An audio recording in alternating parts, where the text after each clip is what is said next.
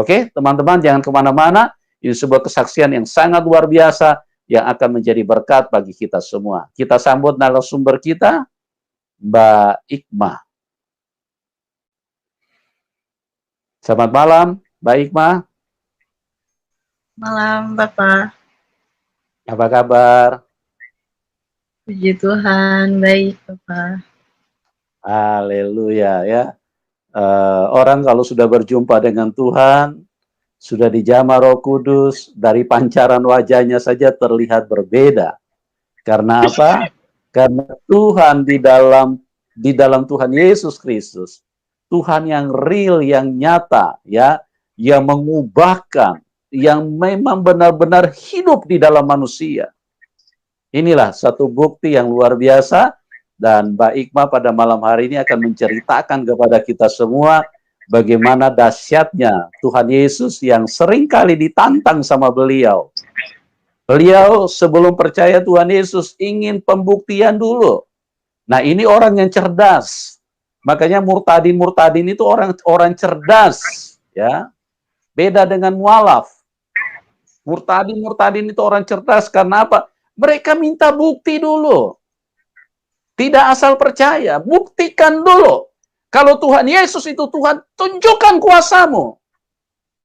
Dan apa yang terjadi? Pada saat Mbak Ikma berulang-ulang minta bukti, nah Tuhan Yesus tunjukkan dia adalah Tuhan yang terbukti, ya. Bukan huruf-huruf yang dimasukkan ke dalam buku. Kalau cuma huruf-huruf yang dimasukkan ke dalam buku itu dongeng. Ya, itu cuma cerita yang dikarang-karang saja itu. Nah, kita dengar ya, kita akan dengarkan bagaimana luar biasanya Mbak Ikma setelah beberapa kali menantang Tuhan Yesus dan akhirnya dia takluk dan dia menjadi begitu percaya bahwa satu-satunya Tuhan adalah Tuhan Yesus Kristus. Bahkan setelah dia percaya Tuhan Yesus Kristus, dia diusir dari keluarga. Tidak apa-apa, tidak memiliki apapun dari keluarga tidak ada masalah, karena urusan surga itu bukan urusan papa mama, urusan surga bukan urusan keluarga, urusan surga bukan urusan kakak adik, urusan surga itu urusan iman, keyakinan kita kepada Dia. Nah, bagaimana kisah selengkapnya? Saya tentunya tidak perlu uraikan secara panjang karena narasumber kita sudah ada di tengah-tengah kita. Pada malam hari ini kita langsung serahkan kepada Mbak Ikma. Mbak Ikma bisa ceritakan dari latar belakang dulu, bagaimana dulu di Islam dengan papa seorang ustadz, dan bagaimana Anda dididik di dalam Islam, terus bagaimana Anda bisa bertemu dengan Tuhan. Oke, Mbak Ikma, waktu dan tempat saya serahkan kepada Anda. Silakan, Mbak Ikma. Ya, Shalom saudara yang dikasihi Tuhan Yesus. Selamat malam semuanya. Perkenalkan, nama saya Iis Iklima. Saya anak pertama dari 5 bersaudara, tetapi adik saya yang terakhir sudah meninggal, jadi tinggal 4 sekarang. Saya berlatar belakang seorang Muslim. Papa saya itu seorang ustadz, bahkan bisa dibilang pemuka agama, dan sudah jam terbang ceramahnya di mana-mana. Saya dididik dari keluarga yang Islam. Saya setiap hari itu habis maghrib selalu mengaji. Papa mengajarkan kita membaca Al-Quran secara benar, terus seperti apa, ilmu tajwid, makhraj hurufnya seperti apa. Lalu Papa sering mengasih pembelajaran tentang berbagai macam hadis dan cerita-cerita Nabi kepada kita. Kita juga sering tanya jawab sama Papa. Saat itu, lantas ketika itu pribadi sebagai seorang Muslim, jujur dibilang sensitif terhadap yang beragama non-Muslim saat itu. Dan Papa juga, saya terus ketika pernah punya teman non-Muslim, dan Papa bilang saat itu jangan terlalu dekat sama mereka gitu kan. Oh ya sudah gitu. Dan jujur tidak pernah terfikirkan sedikit pun saya sekarang bisa percaya Tuhan Yesus sebagai Tuhan dan Juru Selamat saya. Sungguh ajaib kuasa Tuhan yang saya alami.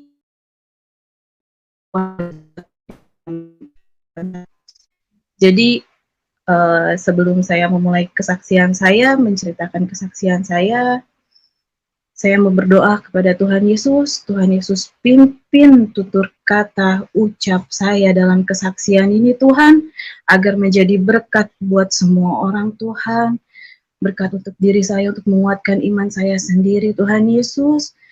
Roh Kudus tolong pimpin saya dalam bertutur kata, dalam nama Bapa, Anak, dan Roh Kudus. Amin. Jadi kita mulai kesaksiannya.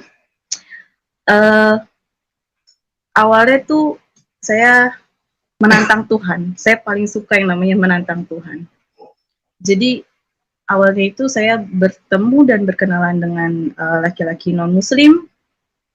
Itu lewat media sosial dan dibilang tertarik juga. Hanya sedikit saya gitu tertarik. Lalu kami melihat ada tanda salib kan di video, salah satu videonya dia, saya kenalan lewat TikTok kan.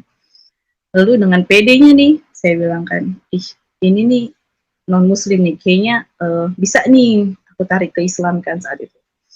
Terus saya menjalani hubungan beberapa waktu, beberapa hari, lalu ada saat dimana dalam kehidupan saya tidak mau yang namanya berhubungan itu hanya melihat untuk asik-asik saja atau nanti lihat ke depannya seperti apa gitu kan. Saya tidak mau, saya tipe orang yang mau punya kepastian gitu kan dalam hubungan. Jadi ada satu ketika di mana saya merasa kayaknya kita harus memulai omongan tentang agama, karena sendiri saya berlatar belakang pernah gagal dalam berumah tangga, jadi tidak saya berbicara tentang agama, memulaikan. Saya berdiskusi sama dia, berdebat itu sekitar kurang lebih 3 hari lamanya. Jadi di hari pertama tuh kami berdebat santai, pertama santai. Dia menunjukkan teknik kesabaran, kasihnya seperti apa gitu kan, menghadapi antusias saya yang menggebu-gebu gitu kan. Dalam arti, agama Islam tuh bener loh, kayak gitu kan. Tapi dia nanggepinnya santai aja hari pertama tuh. Lalu hari kedua mulai kayak dia mulai berbicara siapa Tuhan Yesus, kenapa harus Tuhan Yesus, gitu kan, apa isi Alkitab, dan kita mulai berdebat apa itu Al-Quran. Kita sama-sama buka Al-Quran dan buka Alkitab, lalu sejarah Muhammad, terus pokoknya perjalanan tentang Tuhan Yesus. Kita berdebat hancur, dan pada hari ketiga kita sudah tidak tahu lagi apa yang harus diomongin karena sama-sama tidak ada yang mau saling mengalahkan saat itu. Lalu di hari ketiga saya selalu berdebat itu dari pukul 10 malam dan subuh tuh hari ketiga, laki-laki ini mengajak saya untuk berdoa karena tidak patut menghakimi Tuhan siapa yang benar dan Tuhan siapa yang salah. Jadi kami berdoa saat itu kayak gini doanya. Tuhan siapa yang benar, dia yang akan datang, entah itu saya yang akan dijamah oleh Tuhan Yesus atau dia yang akan diberi hidayah sama Tuhan saya saat itu. Kami berdua menantang Tuhan dengan perjanjian apapun yang akan terjadi ke depannya itu harus diceritakan, dan kita tidak boleh lagi membahas yang namanya agama dan Tuhan kan. Oke, amin kan, selesai. Lalu disinilah cerita kuasa Tuhan yang saya alami, bisa dibilang kurang masuk akal gitu kan, tidak dimasuk akal mimpi-mimpi yang saya alami. Jadi saya bermimpi itu 5 kali. Jadi mimpi yang pertama itu dan mama saya itu sakit. Nah, di samping mama saya itu ada seorang anak kecil. Anak kecil ini sedang sekarat kan. Karena papa saya ustadz itu, lalu saya bilang, "Papa, tolong doakan anak kecil ini," gitu kan. Lalu papa doakan, terus anak kecil ini nggak sembuh. Tapi tiba-tiba dia bangun dan dia bilang, "Kita semua taruh tangan kita di atas kepala anak kecil ini." Lalu anak kecil ini tiba-tiba sembuh, puji Tuhan kan. Lalu saya pergi ke belakang rumah sakit ini, kamar rumah sakit, di depan kamar mandi itu ada seorang laki-laki tinggi besar. Kenapa saya bisa bilang tinggi? Karena laki-laki ini bilang peluk aku. Dan ketika aku peluk itu aku sepinggangnya dia kan. Terus aku pengen tahu nih laki-laki ini siapa. Aku melihat ke atas dan itu nggak kelihatan itu siapa, wajahnya nggak kelihatan sama sekali kan. Lalu sudah laki-laki ini menghilang. Lalu saya keluar lewat pintu belakang kamar rumah sakit ini kan. Saya pas buka pintu itu tuh taman indah sekali kan. Itu warnanya perak, abu-abu, putih, pokoknya warna itu nggak pernah saya lihat di dunia ini kawan-kawan. Lalu saya berjalan di taman itu menuju ke sebuah jembatan. Jembatannya itu, di bawah jembatan itu ada sungai kecil. Nah di situ kan saya melihat di jembatan ini indah banget taman, saya pengen foto kan saat itu. Terus saya bilang, saya kaget, saya nggak bawa HP kan. Terus kayak bergumam di diri sendiri, ih kenapa sih nggak bawa HP gitu kan. Sudah kan habis itu saya kaget kan, saya bangun, sudah mimpi itu saya bangun, langsung besokannya saya cerita sama laki-laki ini, namanya Rain. Lalu saya cerita sama Rin, dan Rin bilang, ah sudah itu mimpi biasa saja gitu kan. Mimpi biasa saja, nggak usah dipikirkan. Sudah beberapa hari kemudian, ini mimpi kedua saya, itu saya bermimpi karena posisinya saya itu datangin Rin ke kosannya, ke rumahnya. Jadi dia ngekos itu di samping masjid. Lalu saya datang, nah tiba-tiba pemilik masjidnya ini datang, lalu mengusir kita karena Ren itu nggak mampu bayar kontrakan itu kan. Kita diusir dalam arti kayak gini. Dan posisinya saat itu saya muslim kan. Dan saya bilang, ih kok pemilik masjid tega banget gitu ya, ngusir gitu kan, karena nggak mampu bayar gitu kan. Setahu saya Islam tuh penuh dengan kasih gitu kan. Sudah, saya turun ke bawah dan di bawah itu ada keluarganya Ren sedang bawa koper hitam. Posisinya saya belum pernah dikenalkan sama keluarganya Rin, dan saya kayak Halo. Itu Baik, Ma. Ya. Baik, Ma. Iya, Bapak. Baik, Ma. Suaranya bisa agak besar sedikit, baik, Ma. Suaranya bisa agak besar sedikit. Oh agak iya, kecil bisa, Bapak. Suaranya. Iya, Pak. Ya, ya. Maaf, Agak maaf. dekat mic ya, dekat mic. Oke. Silakan dilanjutin ya. Sudah belum? Halo? Iya, Ya, Bapak. ya, silakan. Ya, lanjut ya. Ya, jadi saya turun dan di bawah itu ada keluarganya Rin, dan posisinya saya belum pernah dikenalkan sama Rin dengan keluarganya kan. Tapi saya percaya itu keluarganya Rin sedang bawa koper hitam.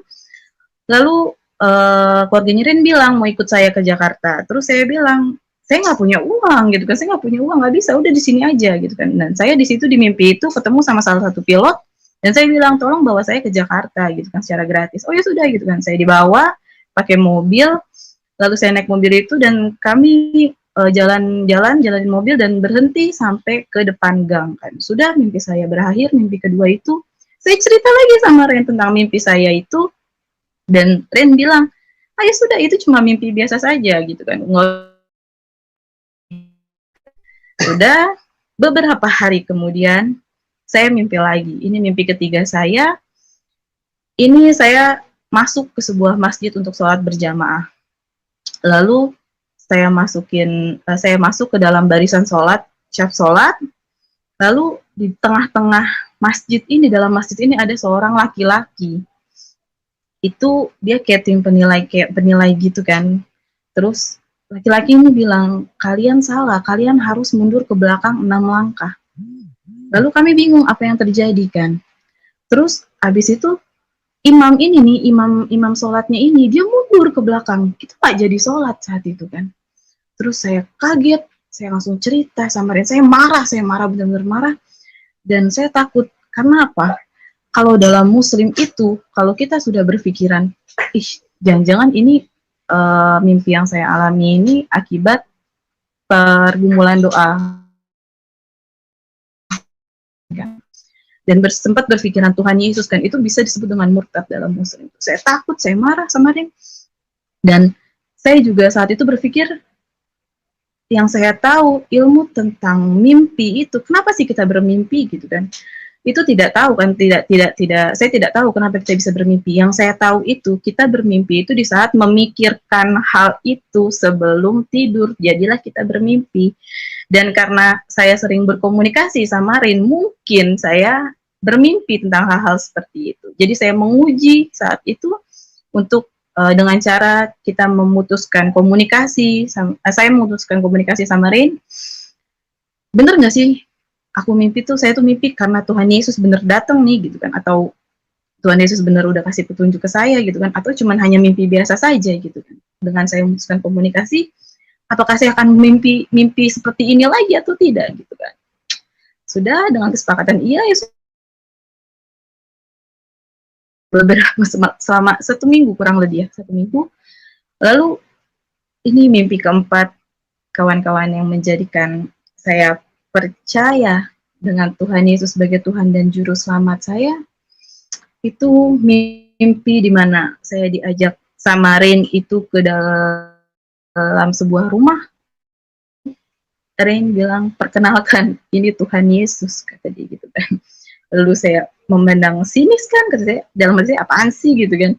Terus namanya perkenalan, itu Tuhan Yesus mengulurkan tangannya, itu lalu saya jabat tangannya, itu kawan-kawan, itu benar-benar gak pernah saya rasakan sebelumnya. Itu rasa entah damai sejahtera, suka duka, nyaman, sedih, itu nggak pernah saya rasain tuh sebelumnya. Langsung pesen tuh di dalam hati saya tuh ketika saya jabat tangan Tuhan Yesus tuh. Lalu saya menangis, ngucur gitu aja kan, ngalir gitu aja. Dan posisinya itu saya kira saya menangis itu karena ini tuh Tuhannya Rin, dan kita tuh beda agama gitu istilahnya, kita tidak bisa menyatu gitu kan. Tapi tidak, tunggu cerita saya selanjutnya. Nah sudah, habis itu kemudian saya mundur, saya lepas tangan Tuhan, saya mundur, dan Tuhan melihat saya dengan matanya yang berkaca-kaca dan tersenyum. Itu secara logika ya, saudara-saudara.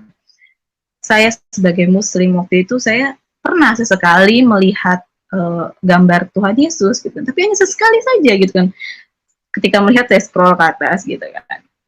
Tapi di dalam mimpi saya ini benar-benar nyata, itu rupanya Tuhan Yesus tuh hidungnya mancung, putih, rambutnya segini, ikel itu kan. Dia sedang duduk seperti raja-raja gitu kan, tinggi gitu kan.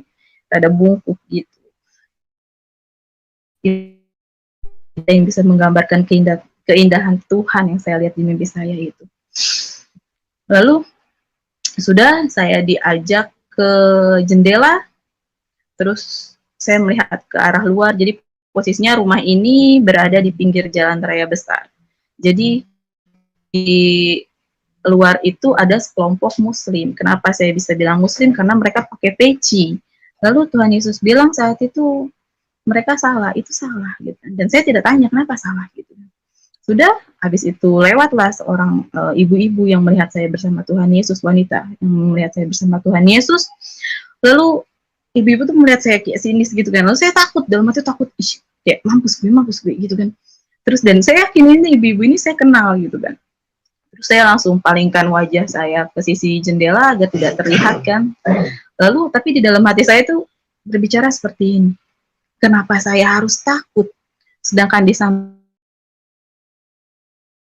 orang yang berpakaian sama seperti saya gitu kan. Bukan karena Tuhannya orang Kristen, bukan karena Tuhan Yesus, bukan, karena kita sama-sama pakai baju putih gitu kan. Jadi saya berani nih, kenapa sih mesti takut ya gitu kan. Sudah, saya langsung perlihatkan wajah saya ke wanita ini, dan wanita itu melihat sinis ke saya.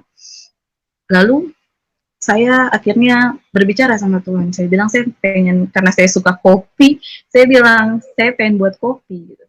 Terus ya sudah buat gitu kan. Lalu saya buat 2 gelas tuh. Tuhan Yesus jalan ke arah ruang tamu, saya buat kopi, lalu ada roti di situ kan, di samping kopi itu ada roti, dan rotinya itu yang di mimpi saya itu udah buluk gitu kan, buluk warna hijau kayak roti buluk, gimana sih ya. Tapi saya makan tuh enak banget, saya makan sampai habis. Lalu habis itu sudah, kopinya saya minum sampai setengah, lalu saya mengikuti Tuhan Yesus ke arah depan, ke arah ruang tamu.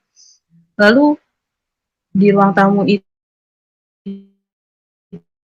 dan mertua saya, dia minum kopinya, terus berubah lagi jadi Tuhan Yesus, berubah lagi jadi mantan mertua saya, berubah lagi jadi Tuhan Yesus, dan terakhir mantan suami saya datang. Itu mimpi saya sampai di situ ya, mimpi keempat. Kaget dong ya mimpi itu. Terus pikiran tuh kacau kan, kacau. Terus saya cerita sama Rin, terus Rin bilang, selamat sayang, Tuhan Yesus sudah datang, Roh Kudus sudah ada di hati kamu. Nangis saya kan. Mau marah nggak bisa karena ingat Tuhan. Maksudnya rasa yang Tuhan kasih ketika saya jabat tangan Tuhan gitu kan. Dalam hati masih menyangkal, dan saya bilang, Rin bilang sama saya seperti ini. Apa sih, banyak yang terpanggil tetapi sedikit yang terpilih gitu. Dan saat itu saya percaya kalau memang Tuhan Yesus sudah pilih saya, Tuhan akan kasih sendiri jalannya untuk saya gitu kan, tanpa melalui siapapun. Dan saya bilang, jangan pernah doktrin saya tentang apa itu Kristen, siapa itu Tuhan Yesus, apa itu Alkitab. Saya bilang gitu kan. Kecuali kalau saya tanya, baru Rin bisa jawab gitu kan. Oh ya sudah, deal gitu kan. Nah, lalu mulailah saya cari-cari tentang apa arti kata Tritunggal. Saya ingat pertama yang saya cari arti kata Tritunggal. Lalu itu istilahnya saya dapatkan arti kata Tritunggal itu Bapa, Anak, dan Roh Kudus. Bapa itu Allah itu sendiri, Anak itu Tuhan Yesus yang hidup sebagai firman, dan Roh Kudus itu adalah roh kebenaran. Satu pelajaran terbesar yang saya dapatkan, kawan-kawan, yaitu ketika Roh Kudus sudah ada di hati kita, kita otomatis mengerti dengan hati dan pikiran apa sih arti kata Tritunggal itu. Jadi sebelum Roh Kudus ada di hati saya nggak mengerti apa arti kata Roh Kudus itu apa, arti kata Tritunggal itu apa. Ya Tuhan tuh memang nggak punya anak gitu kan, dan nggak sampai pikiran saya eksit. Tapi ketika Tuhan Yesus sudah datang di mimpi saya keempat itu, oh iya betul ya, ternyata ini loh apa arti kata Tritunggal yang sebenarnya. Itu satu pelajaran terbesar yang saya dapatkan. Lalu saya mulailah cari-cari tahu tentang apa itu, siapa itu Tuhan Yesus, bagaimana Tuhan Yesus mati gitu kan. Untuk apa sih Tuhan Yesus mati gitu, saya mulai cari tahu. Tapi selain itu saya juga mulai cari tahu kayak mimpi, sebenarnya arti mimpikan Tuhan Yesus menurut versi Islam dan versi Kristen itu seperti apa. Masih saya cari tahu karena saya ingin mendapatkan satu jawaban yang tidak hanya terpaku terhadap satu agama gitu kan. Tapi juga saya mencari jawaban terhadap agama saya juga gitu. Istilahnya tidak terlalu percaya gitu kan. Sudah, habis itu saya beberapa hari kemudian nih langsung yang kelima itu saya lagi habis capek beres-beres dan saya habis sholat asar, itu saya ketiduran, tiba-tiba itu saya bermimpi saya berada di sebuah satu ruangan putih itu, dan tiba-tiba tuh Tuhan Yesus datang, terus dengan jubah dan sinarnya itu yang bersinar terus, dan Tuhan Yesus melihat saya tersenyum. Itu di situ saya kaget, saya bangun, dan disitulah terakhir saya langsung memutuskan untuk mencari gereja. Ya, gereja pertama yang saya datengin itu adalah gereja HKBP Condet. Karena kenapa saya pilih gereja itu, karena ini berdekatan dengan kampus saya kan, dan saya cuma tahu ya itu gereja yang dekat gitu kan. Saya datang, suatu saat saya datang bersama anak saya pakai jilbab, pakai motor kan, saya datang. Tapi gerejanya saat ini tuh dan saya tanya di mana rumah pendeta, dan saya tahu di mana ada gereja pasti di situ ada rumah pendeta gitu kan, karena Ren bilang sama saya. Habis itu ditanya ada perlu apa Mbak gitu kan, saya jawab ya enggak, saya cuma mau bicara aja sama pendetanya, saya nggak tahu saat itu perempuan atau laki-laki. Terus habis itu iya ditanya lagi ada perlu apa gitu kan, dia takut kali karena kemarin nih habis ada kasus bom bunuh diri di Makassar, dia bilang kali dalam hati, ini cewek perempuan ibu-ibu ngapain ke gereja pakai kerudungan bawa anak lagi kan. Terus habis itu akhirnya saya bilang saya bermimpi ketemu Tuhan Yesus di dalam mimpi kan, kata dia gini, oh ya sudah tunggu sebentar, katanya, saya coba panggilkan gitu kan. Sudah, penjaga ini menuju ke rumah pendeta, lalu saya menunggu. Nggak lama bapak penjaganya datang, terus saya dibukakan pintu, saya masuk ke halaman gereja, saya cerita beliau, lalu 10 menit, sekitar 10 menit kami bercerita, beliau bilang seperti ini ke saya, Mbak, rambut boleh sama hitam, pendeta boleh sama-sama pendeta, tetapi hati orang tidak ada yang tahu, kata dia gitu. Kenapa memang gitu kan? Maksudnya semua pendeta tidak semua pendeta percaya dengan cerita seperti ini. Oh ya sudah, maksudnya saya tahu saat itu saya tidak diterima gitu kan, tapi secara halus gitu kan. Oh ya sudah. Terus saya pengen sekali masuk ke dalam gereja. Saya minta izin sama beliau untuk membukakan pintu gereja, dan beliau mau, dan beliau saat itu bilang kayak gini, jarang loh ada yang mudah percaya, kata dia gitu kan, kalau bukan atas tuntunan kuasa Roh Kudus, kata dia gitu kan. Saya mau membukakan pintu ini untuk Mbak gitu kan. Dia bilang kayak gitu pokoknya. Lalu dibukakan, saya masuk, langkah satu, saya pertama kalinya masuk ke dalam gereja itu. Satu langkah kaki saya masuk ke dalam gereja. Itu tuh nangis benar-benar seperti apa ya? Seperti orang kesurupan kan, nangis benar-benar ngucur air mata tuh, entah apa yang saya rasa, kayak rasa dosa, kangen, bersalah atau gimana itu kan. Maksudnya inget mimpi yang keempat itu ketika jabat tangan Tuhan tuh. Kayak rasa meninggalkan selama 25 tahun gue kemana aja ya, kayak gitu kan. Terus kayak rasa dosa tuh kayak apa sih, baru kenal Tuhan Yesus gitu kan selama 25 tahun tuh. Terus saya masuk ke dalam gereja, hal pertama yang saya cari itu adalah salib gitu kan, karena bangunan di gereja HKBP itu bawahnya itu rendah, pas pertama kita masuk tuh rendah dan altarnya itu tinggi. Jadi saya fokus untuk mencari salib, di mana di salib ya kan. Saya masuk, terus saya masuk ke dalam, ya nyenyak langsung kan, saya lemas kan, saya nangis.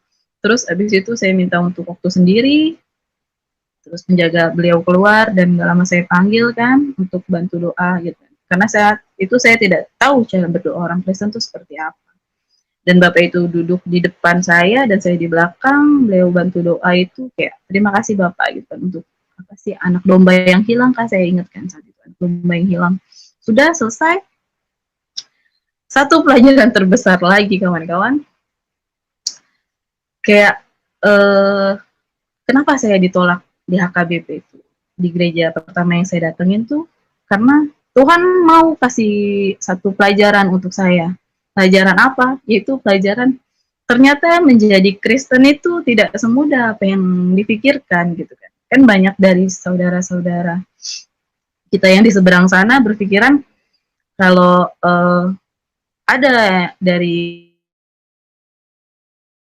berapa masuk Kristen, lu dapat apa masuk Kristen. Terus ada yang bilang bisa ditukar dengan satu karton Indomie kan, kayak gitu. Ternyata bukan seperti itu, tidak gampang masuk Kristen, dan tidak ada rasa kecewa sedikit pun. Saya pulang, saya cerita sama Rain apa yang saya alami, dan Rain tanya, kamu kecewa nggak? Enggak, saya bilang. Saya malah makin penasaran, saya bilang kan. Kenapa ya? Jadi Kristen itu tidak semudah apa yang kita pikirkan. Kenapa susah banget nih masuk Kristen? Kenapa susah banget minta ajak ngobrol sama pendeta ya? Padahal ini kan kayak satu hal yang bisa dibilang menurut Rain ini luar biasa gitu. Saya dengan bangga gitu kan. Ternyata nggak semudah itu. Sudah. Habis itu beberapa hari kemudian saya mulai mau cari tahu lagi nih. Jadi pengen ngobrol sama seorang pendeta tentang apa arti mimpi saya nih kan. Saya cari-cari lagi di internet gereja mana yang buka, karena Jakarta saat itu COVID.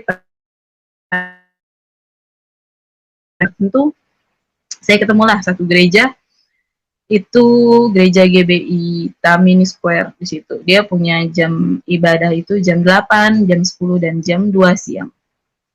Habis itu saya berkeinginan untuk ke sana kan. Sudah tibalah sebelum hari Minggu, saya takut gitu, ada perasaan takut kan. Takut istilahnya takut ditanya nih pagi-pagi mau kemana gitu kan.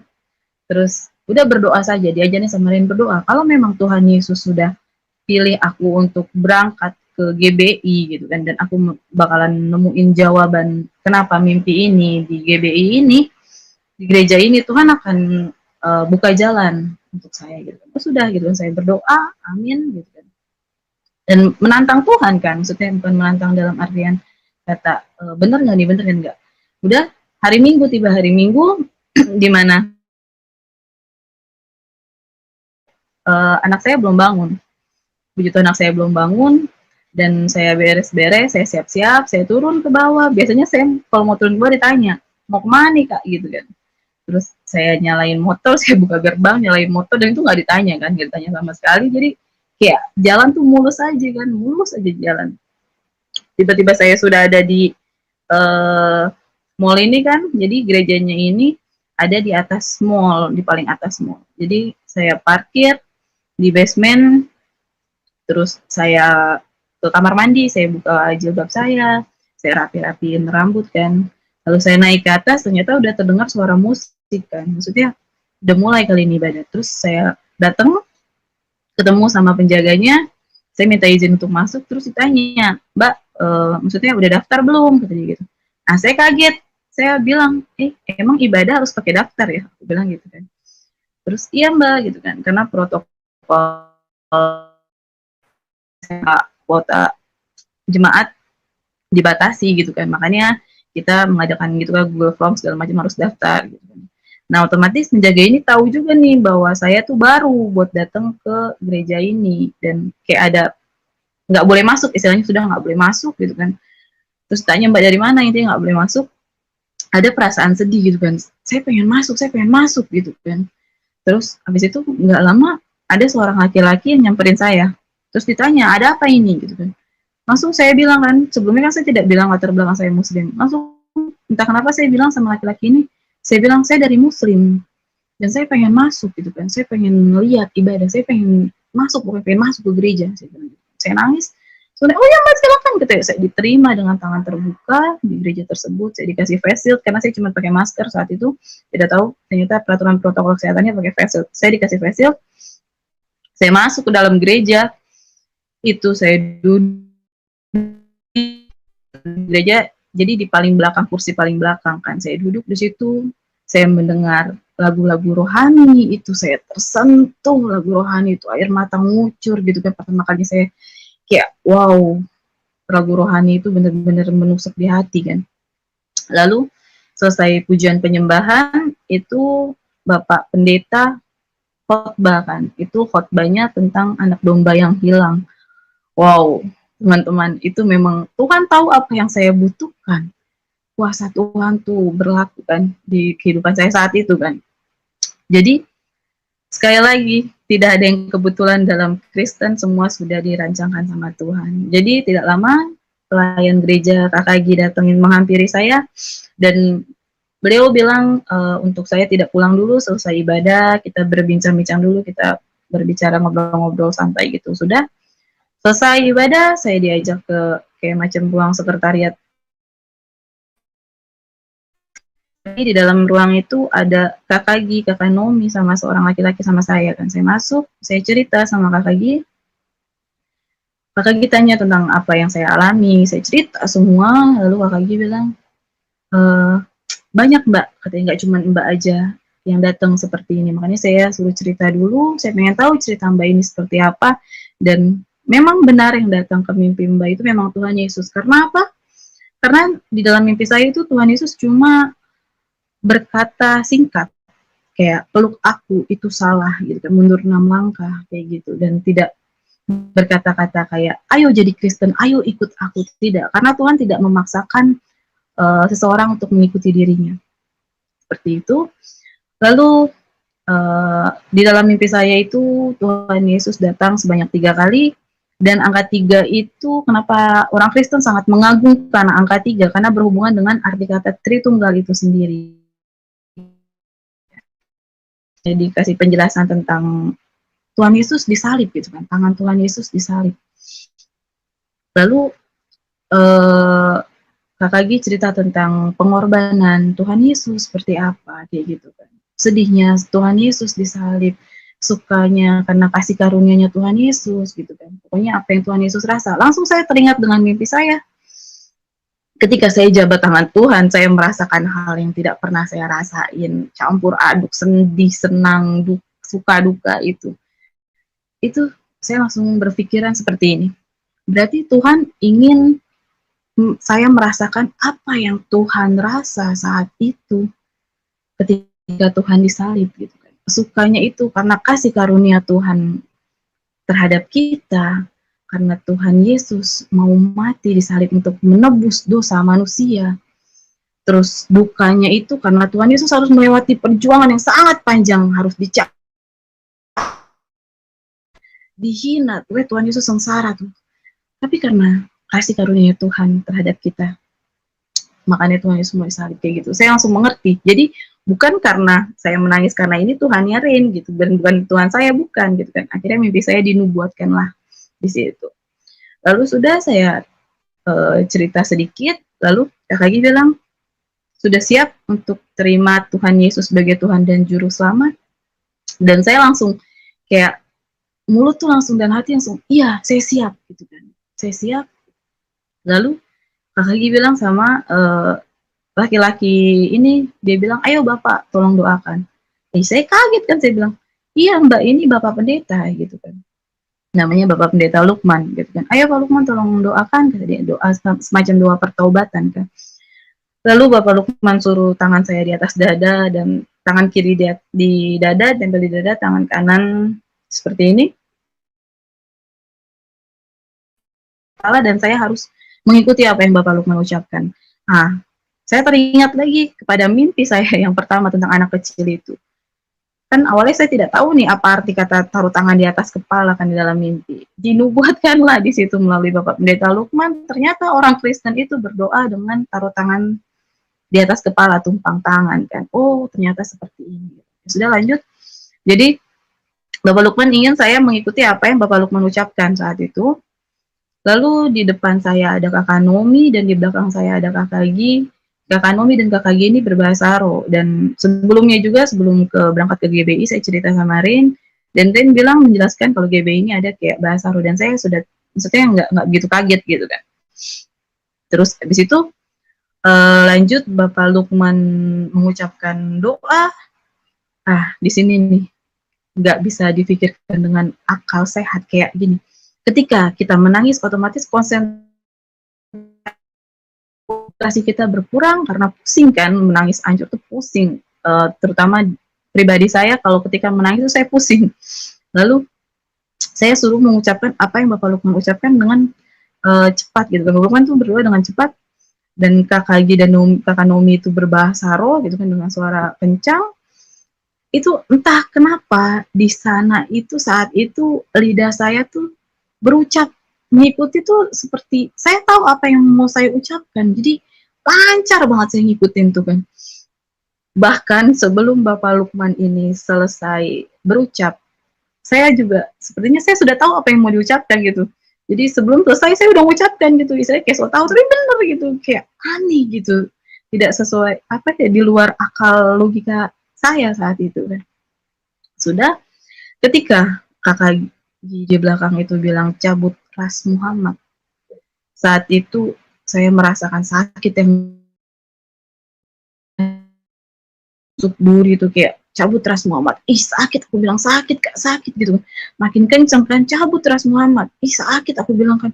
Terus sudah saya nangis kan, sambil nangis. Terus selesai doakan, amin. Lalu Kakak Gi bilang, Mbak, kayaknya Mbak ini harus doa pelepasan gitu kan. Karena kayaknya di hati Mbak ini ada sesuatu yang mengganjal kah atau gimana, atau luka masa lalu gitu kan, kenangan buruk masa lalu seperti itu.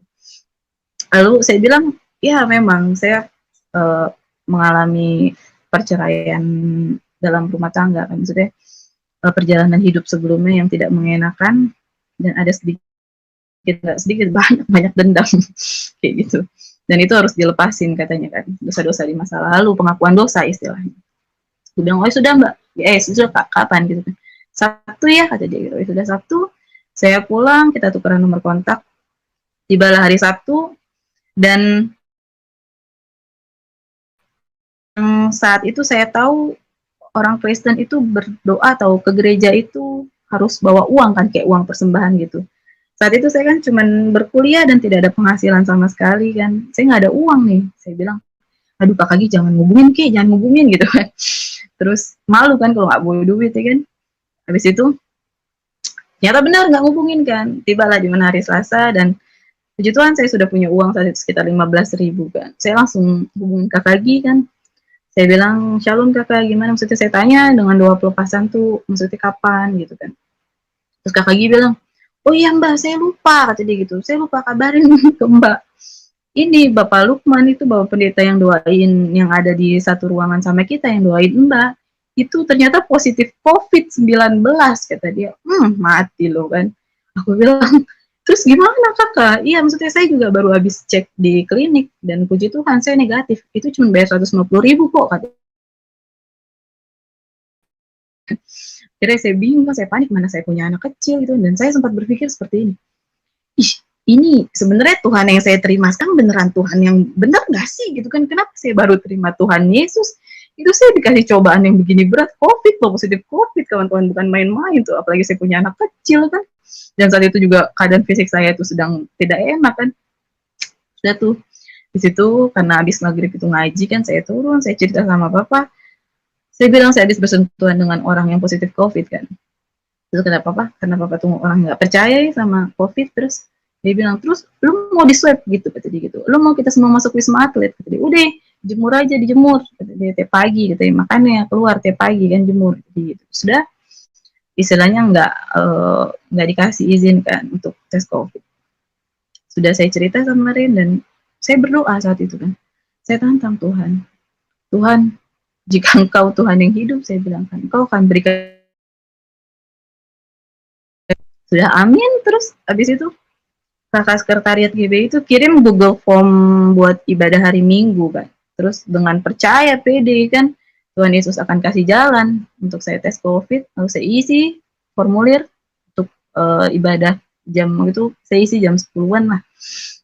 Terus habis itu sudah saya isi, tibalah hari Minggu. Ternyata saya belum tes COVID nih kan. Terus saya minta izin sama kakak sekretariat GBI untuk apa sih coret nama saya supaya digantikan dengan jemaat lain yang ingin beribadahkan, sayang kalau bangkunya kosong kan. Saya bilang saya tidak dapat mengikuti ibadat, ditanya sama beliau kenapa. Saya bilang saya habis bersama Bapak Pendeta Lukman saat itu di ruang sekretariat, saya bilang kan, dan saya belum tes COVID dan walaupun tidak tes harus isolasi mandiri kan selama 2 minggu, saya bilang kan. "Oh ya sudah, tidak apa-apa." Tapi 5 menit kemudian sekretariat gereja ini tes COVID dari gereja gitu kan. Puji Tuhan, Tuhan Yesus jawab doa saya. Akhirnya saya bilang, saya bisa, saya datang gitu kan. Saya senang kan, terus saya datang ke gereja, lalu jadi pas saya datang itu, tim medis baru keluar dari ruang sekretariat, saya baru dari parkiran atas kan, ada parkiran atas, terus Bapak sekretariat ini keluar, saya ketemu sama Bapak sekretariat ini, jadi kita bertiga tuh bertemu di saat yang sama gitu, bersamaan gitu kan. Istilahnya kalau saya telat 2 menit saja, tim medis ini udah pulang nih gitu kan. Sekali lagi, tidak ada yang kebetulan dalam Kristen, semua sudah Tuhan rancangkan untuk saya. Puji Tuhan, haleluya. Lalu saya masuk ke dalam ruang sekretariat ini, saya tes COVID, puji Tuhan hasilnya negatif, lalu saya boleh beribadah masuk ke dalam gereja. Sudah hari di mana saya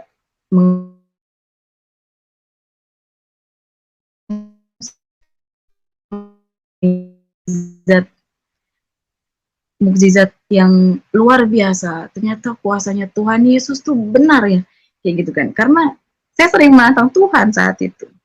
Jadi ada satu cerita di mana saya ingin membeli buku untuk kuliah saya kan, untuk membeli buku kuliah saya.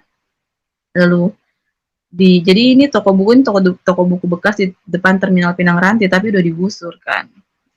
Terus di situ saya cari nomor teleponnya dan saya dapat ada di sebuah banner kan. Banner, terus saya cari, saya telepon gitu kan. Ternyata udah pindah ke rumahnya. Dia pakai rumahnya, terus beliau kirimkan lokasi lewat WA tuh.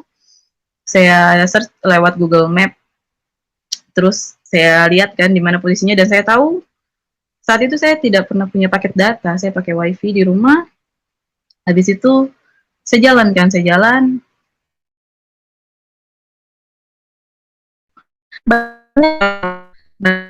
Saya tanya, udah tanya sana sini, nggak ada yang tahu. Saya udah muter-muter, panas kan. Akhirnya saya lupa nih, saya punya Tuhan sekarang kan ya. Saya punya Tuhan, Tuhan Yesus. Saya tantang Tuhan kan, saya uji Tuhan. Saya berdoa saat itu. Tuhan, jika Engkau Tuhan yang hidup, Engkau akan tunjukkan di mana rumah tukang toko buku bekas ini Tuhan. Amin, percaya segenap hati. Tuhan akan tunjukkan. Saya gas motor saya kan, saya coba tanya sama satu orang, beberapa meter ke depan, 500 meter ke 500 meter, saya tanya, itu tahu, puji Tuhan tahu, orang itu tahu, dan dia bilang, Mbak, belok sana, belok sini, belok sini. Puji Tuhan, ketemu. Wow, itu saya tuh langsung kayak, wow, Tuhan Yesus, benar, gitu kan, kayak sungguh luar biasa gitu kan, takjub, istilahnya takjub kan.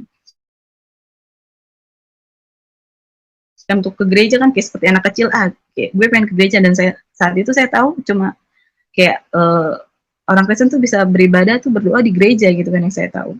Kira saya pengen ke gereja gitu kan, karena rumah toko buku bekas, tukang toko buku bekas ini tidak jauh dari gereja gitu kan. Saya pengen ke gereja, kira saya ke gereja, saya parkir motor, saya masuk ke dalam mall, lalu di dalam mall ini saya kepikiran untuk mencari kalung salib.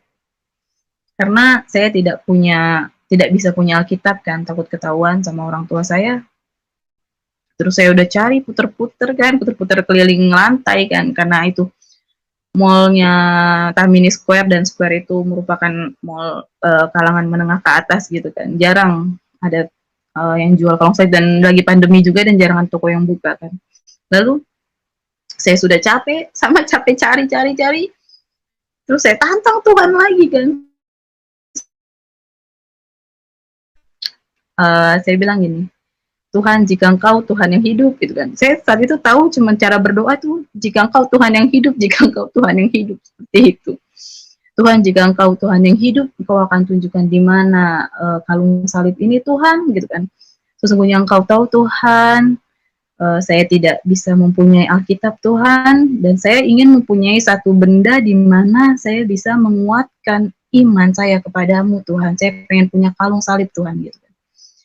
Saya berdoa, saya percaya, amin, gitu kan. Tuhan Yesus akan tunjukkan gitu kan, akan beri jalan, amin, percaya kan.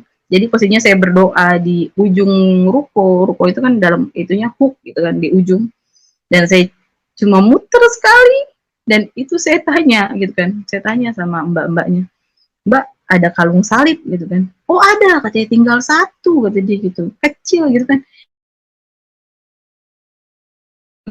Langsung makin takjub kan saya sama kuasa Tuhan kan, mukjizat Tuhan kan. Saya senang sekali bisa punya kalung salib nih, yang kalung mana sih, kalung yang saya pakai di saat ini. Ya walaupun nggak seberapa, cuma masih kepake sampai sekarang. Terus habis itu saya sudah beli, apa sih namanya, pamer gitu kan, satu kebanggaan kayak kalung salib gitu kan, pamer dalam mall, sudah. Lalu lanjut, saya naik ke atas, saya naik lift ke atas, itu saya keluar lift, jadi posisinya sebelum saya meninggalkan gedung ini, jadi saya sudah bisa melihat pintu gereja. Jadi tanpa saya keluar dari gedung, saya keluar lift, saya bisa melihat ke arah pintu gereja, di mana sampai saya keluar di lift, itu gereja terbuka. Jadi penjaga gerejanya ini baru datang, dan pas banget cekrek gitu buka gereja kan. Dan andai kata gitu kan, itu saya bakalan kecewa karena saya tidak dapat berdoa di dalam gereja. Tapi Tuhan Yesus mau saya datang, saya berdoa di dalam gereja tuh. Jadi sekali lagi, tidak ada yang kebetulan dalam Kristen, semua sudah Tuhan rancangkan untuk saya. Jadi Tuhan Yesus tidak mau saya kecewa, Tuhan Yesus mau saya berdoa di dalam gereja saat itu. Jadi saya masuk, saya minta izin sama penjaganya untuk saya berdoa di dalam gereja. Saya masuk ke dalam, saya ambil posisi bangku di tengah-tengah kan. Terus kata penjaganya, mau dinyalain lampu nggak? Itu, oh nggak usah, gelap-gelap aja gitu kan. Terus saya berdoa saat itu, saya menceritakan apa yang saya rasa sama Tuhan. Rasa ketakutan saya ketika nanti suatu saat ketahuan sama orang tua saya. Rasa takut saya ketika nanti bagaimana nanti kehidupan saya ke depan, saya ketahuan harus diusir, harus gimana, dan itu yang saya tahu, maksudnya saya tidak bisa dalam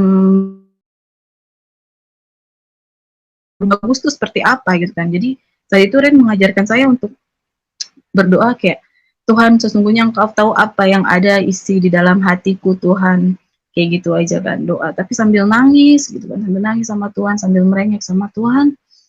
Sudah, saya keluar, saya pulang. Lalu singkat ceritanya, selesai dari dalam gereja ini,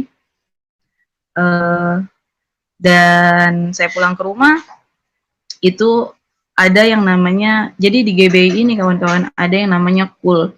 Jadi pelajaran apa sih namanya, pendekatan sama Tuhan, namanya KUL, itu setiap hari Jumat jam 7 malam gitu kan. Itu bersama Kakak Gi dan Kakak Siska. Dan Kakak Gi ini sama dari Muslim juga, latar belakang dari Muslim. Kakak Siska juga sama latar belakang dari Muslim. Jadi di dalam KUL ini saya diajarin kayak 5 tata cara ibadah di dalam GBI, pujian, penyembahan, doa syukur, doa pribadi. Jadi pas KUL ini nih, pas di hari Jumat ini, selalu saya ambil posisi di belakang pintu gitu kan. Kenapa saya ambil posisi di belakang pintu? Saya nggak mau ketika saya sedang melipat tangan dan berdoa, tiba-tiba orang tua saya datang, mati lu gitu kan, dilihat, lu ngapain berdoa begitu ya kan? Pokoknya saya selalu ngumpet-ngumpet tuh kan istilahnya. Terus sudah, tapi dalam hati tuh kayak ada satu perasaan yang bukan kesel, apa ya, sedih ya sama Tuhan, kayak, Tuhan, itu Kakak Gibi sama Kakak Siska bisa pujian penyembahan dengan lantang gitu kan, nyanyi dengan segenap emosinya gitu kan, nangis terus dengan suara yang kencang. Kenapa saya nggak bisa Tuhan? Saya harus bisik-bisik Tuhan. Dan ketika baca firman pun dia bisa gitu kan baca, dan saya tuh harus melihat sekeliling dulu dan saya baru bisa baca pakai headset kan gitu. Saya harus bisik-bisik, Tuhan kapan saya bisa seperti mereka tuh. Saya selalu berdoa seperti itu sama Tuhan, saya selalu minta sama Tuhan kan. Beberapa kali saya ikut KUL dan beberapa kali saya masuk ke dalam gereja. Tiba saatnya ada Kakak Nomi ini kasih saya selembaran untuk baptis gitu kan, pemberitahuan untuk baptis. Saya kaget gitu, ada di dalam hati dimana kayak, ih cepet banget ya, kenapa sih harus cepet banget dibaptis gitu kan, sedangkan saya tuh baru beberapa minggu itu terima Tuhan Yesus. Saya rasa saya masih harus perlu belajar gitu kan. Tapi saat itu Ren cerita sama saya, ya sudah, kalau kamu berdoa gitu, kalau memang Tuhan Yesus sudah izinkan kamu untuk baptis, Tuhan akan buka jalan gitu. Mana saat itu harus bayar 50.000 kan untuk sewa kolam renang, masuk ke dalam kolam renang, karena gereja GBI Tamin Square ini tidak punya kolam kan. Dan saya sekali lagi saya nggak punya uang kan, dan bisa saja saya minta sama orang tua, cuma kayak nggak,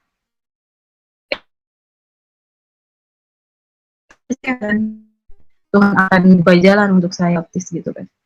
Lalu kan saya baptis tanggal 27 Maret 2021, itu sehari sebelum baptis malamnya saya cerita sama Kakak Gi kalau saya minta izin gitu, Kakak mohon maaf saya tidak bisa ikut baptis. Ditanya sama dia, kenapa Mbak, kenapa nggak bisa ikut baptis? Iya saya nggak punya uang. Terus kata Kakak Gi, uang untuk apa, kata dia. Itu untuk bayar kolam renang kan. Enggak usah, kata dia gitu, untuk kamu gereja yang bayar. Puji Tuhan, Tuhan sudah jawab lagi doa saya kan. Akhirnya saya dibaptis secara gratis. Tapi sebelum baptis nih, saya merasakan kayak godaan iblis tuh sangat kuat, kayak udah lu kayak gak usah baptis. Saya jadi sering marah-marah, kayak uring-uringan gitu. Pokoknya godaan iblis sangat kuat sebelum saya dibaptis tuh. Lalu tiba saatnya saya dibaptis tanggal 27 Maret, dan maksudnya saya takut di mana saya harus keluar pagi-pagi kan, itu dibaptis suruh kumpul, jadi nggak boleh keluar, atau anak saya udah bangun gitu kan, harus cari alasan apa nih kan. Lalu pagi-pagi ternyata anak saya juga belum bangun nih, saya turun ke bawah, terus ternyata saya cuma ditanya gini, mau kemana gitu, mau keluar sebentar. Sudah, jadi saya keluar, buka pintu, buka gerbang, nyalain motor, saya jalan, terus tiba-tiba saya udah ada di parkiran mall itu kan, parkiran gereja itu di atas, dan saya telepon Kakak Gi, saya udah sampai. katanya, ih semangat banget kata dia gitu kan, udah sampai aja pagi banget nih sekitar jam setengah 7, kata saya, iya dong semangat mau dibaptis gitu kan, mau lahir baru, mau jadi anak Tuhan Yesus harus semangat. Sudah, habis itu datanglah Bapak Pendeta dan beberapa kawan saudara yang mau dibaptis juga kan, sekitar 6 orang tuh. Kita masuk ke dalam gereja, kita pengarahan, disebutkan baptis itu apa gitu kan, kenapa harus dibaptis, lalu tata cara baptis itu seperti apa. Lalu Bapak Pendeta itu berbicara kayak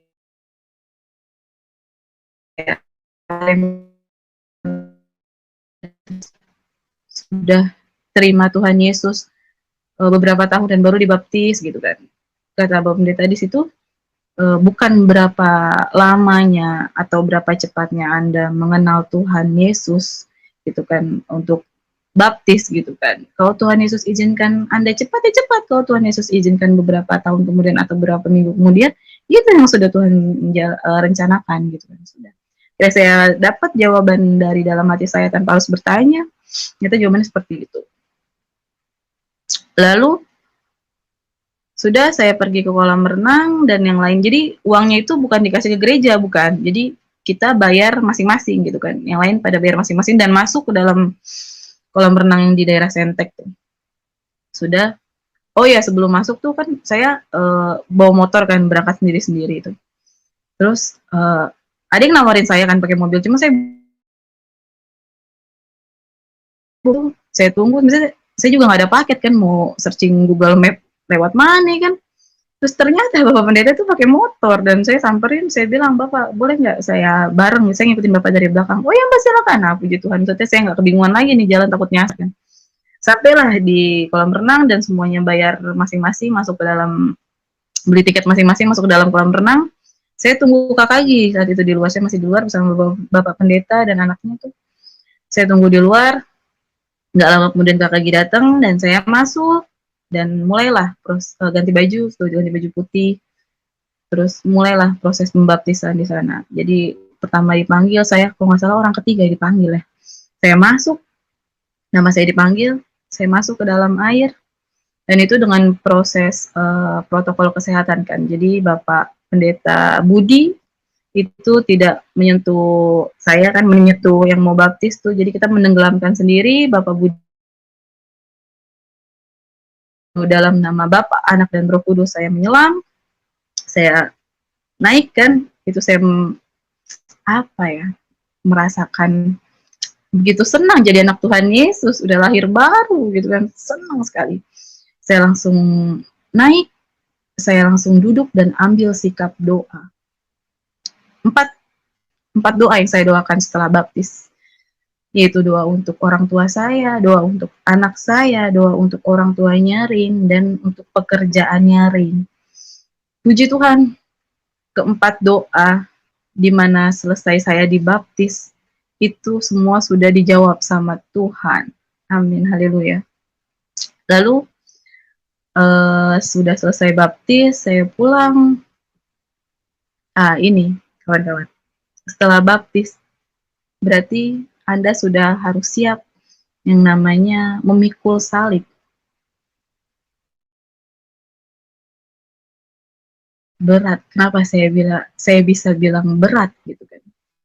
Tapi jangan salah, di dalam memikul salibnya ini malah kita tuh makin dikuatkan dengan iman. Jadi Tuhan ingin menguji kita. Seberapa besar sih imanmu sama Tuhan gitu kan? Seberapa besar keyakinan diri saya gitu kan sama Tuhan ketika sedang diuji sama Tuhan. Tetap setia nggak nih sama Tuhan gitu kan? Bukan berarti Tuhan tidak sayang kita, salah. Tuhan ingin Tuhan ingin menyelamatkan kita, karena ketika kita sudah menerima Tuhan Yesus dan sudah dibaptis, berarti kita harus menanggalkan kebiasaan buruk atau kebiasaan lama kita yang buruk menjadi pribadi yang lebih baik, karena kita sudah lahir baru. Lalu saya percaya itu. Lalu kenapa saya bisa bilang berat sekali memikul salib? Ini hal terpenting di mana jadi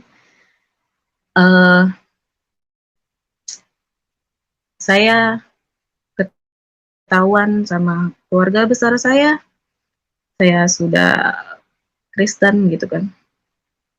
Ceritanya saya itu kayak berapi-api gitu kan. Iman saya sedang berapi-apinya kan.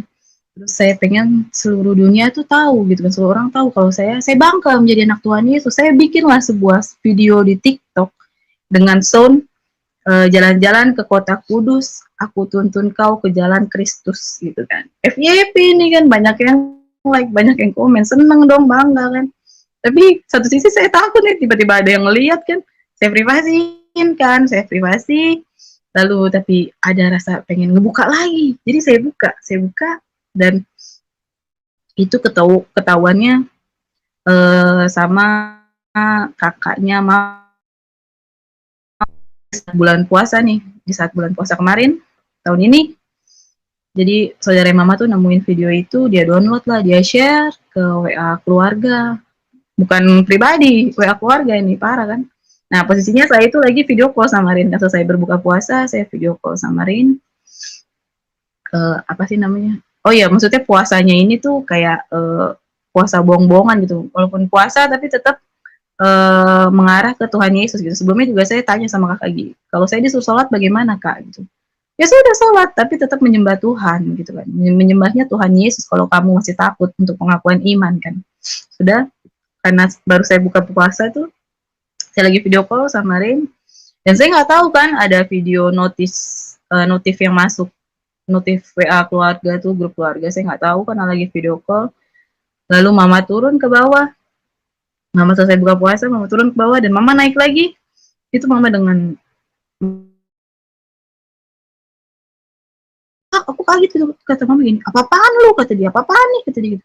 Apaan sih, ini lu bikin video apa, kata dia gitu kan, bikin video apaan nih, katanya jalan tuntun kau ke jalan Kristus, kata dia gitu. Kafir lu ya, kata dia, sesat tuh, baca 2 kalimat syahadat tuh sekarang juga lu, kata dia gitu. Terus aku masih kayak menyangkal gitu, tapi bukan menyangkal Tuhan Yesus, kayak ngeles gitu lah istilahnya, kayak apaan sih, cuman video doang gitu kan, video doang ini gitu kan, jangan gini lu, kata dia gitu, main-main lu gitu kan. Terus takut kan, saat itu kan papa lagi pimpin sholat tarawih kan, sholat tarawih, dan kita berpikir saat itu bapak tuh belum buka WA, jadi mama telepon keluarganya, mama telepon kakaknya mama, dia bilang suruh hapus video itu kan sebelum bapak lihat. Nah, tapi ternyata ceritanya bapak udah lihat gitu kan, dan maksudnya gue bilangin, bapak lu ya, kata dia gitu kan, bilangin aja, nggak cuman orang cuman video doang. Terus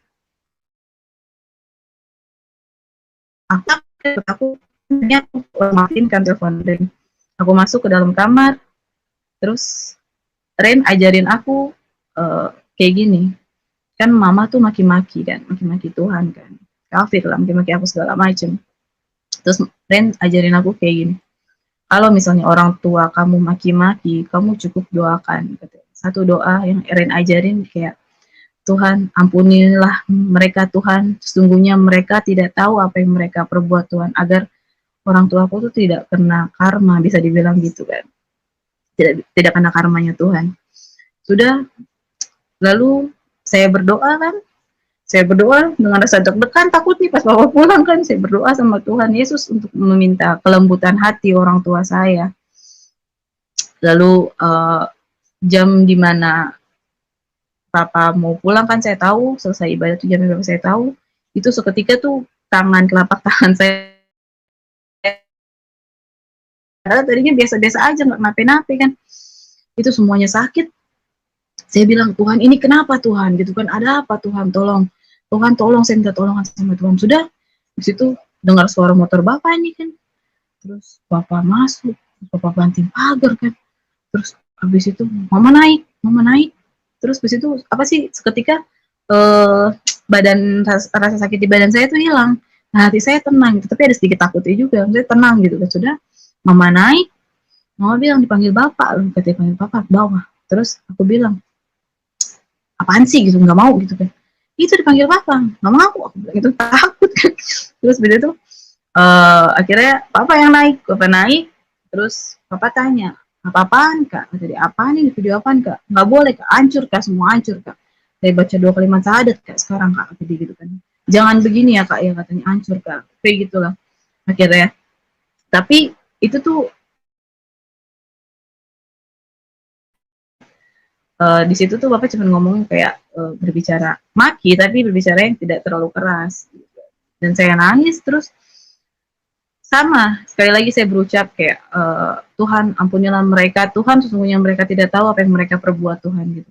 Sudah dalam hati nih, tapi mulut tuh kayak kekunci gitu kan, kayak nggak bisa ngomong apa-apa sama papa tuh.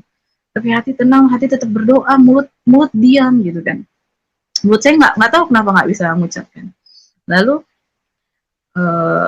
saya diproses selama 1 minggu dan papa bilang saat itu beberapa hari intinya saya tidak boleh kuliah lagi gitu kan.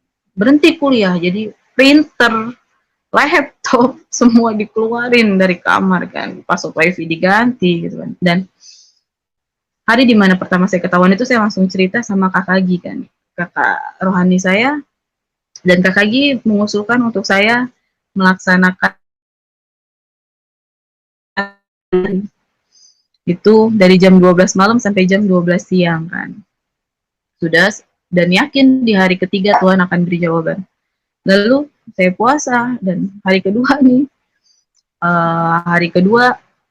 sebelum hari kedua tuh maksudnya papa tuh selalu naik ke atas kan, selalu curigain saya gitu kan, ngintip-ngintip nih anak ngapain nih gitu kan, apa sih nguping gitu kan, belum tidur lagi ngomong masih HP gitu, pokoknya selalu dimata-matain kan. Sudah di situ di hari, kalau nggak hari kedua tuh engkong itu kakek dalam Betawi itu datang, terus dobrak pintu, bawa air segelas kan, kayak macam air doa gitu. Dan engkong mungkin berpikiran aku kesurupan jin kafir, kesurupan setan, kemasukan setan, makanya dibawain air doa tuh sama dia.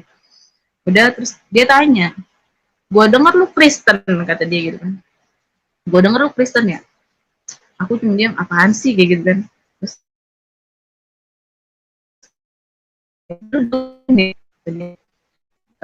dari dulu sampai sekarang keluarga kita tuh nggak ada yang Kristen. Kalau lu bener Kristen katanya, lu angkat kaki dari rumah ini. Jadi gitu kan. Nangis kan aku kan. Sudah, lu lupain warisan dari bapak gitu-gitulah. Terus aku diusapin pakai, bentar. Diusapin pakai air, itu air dalam gelas itu kan, diusapin seluruh badan aku dengan maksud katanya aku kesurupan jin kafir kan. Terus sudah diusapin, terus aku disuruh minum karena aku lagi puasa, itu jatuhnya jam siang-siang, jam 2 siang tuh.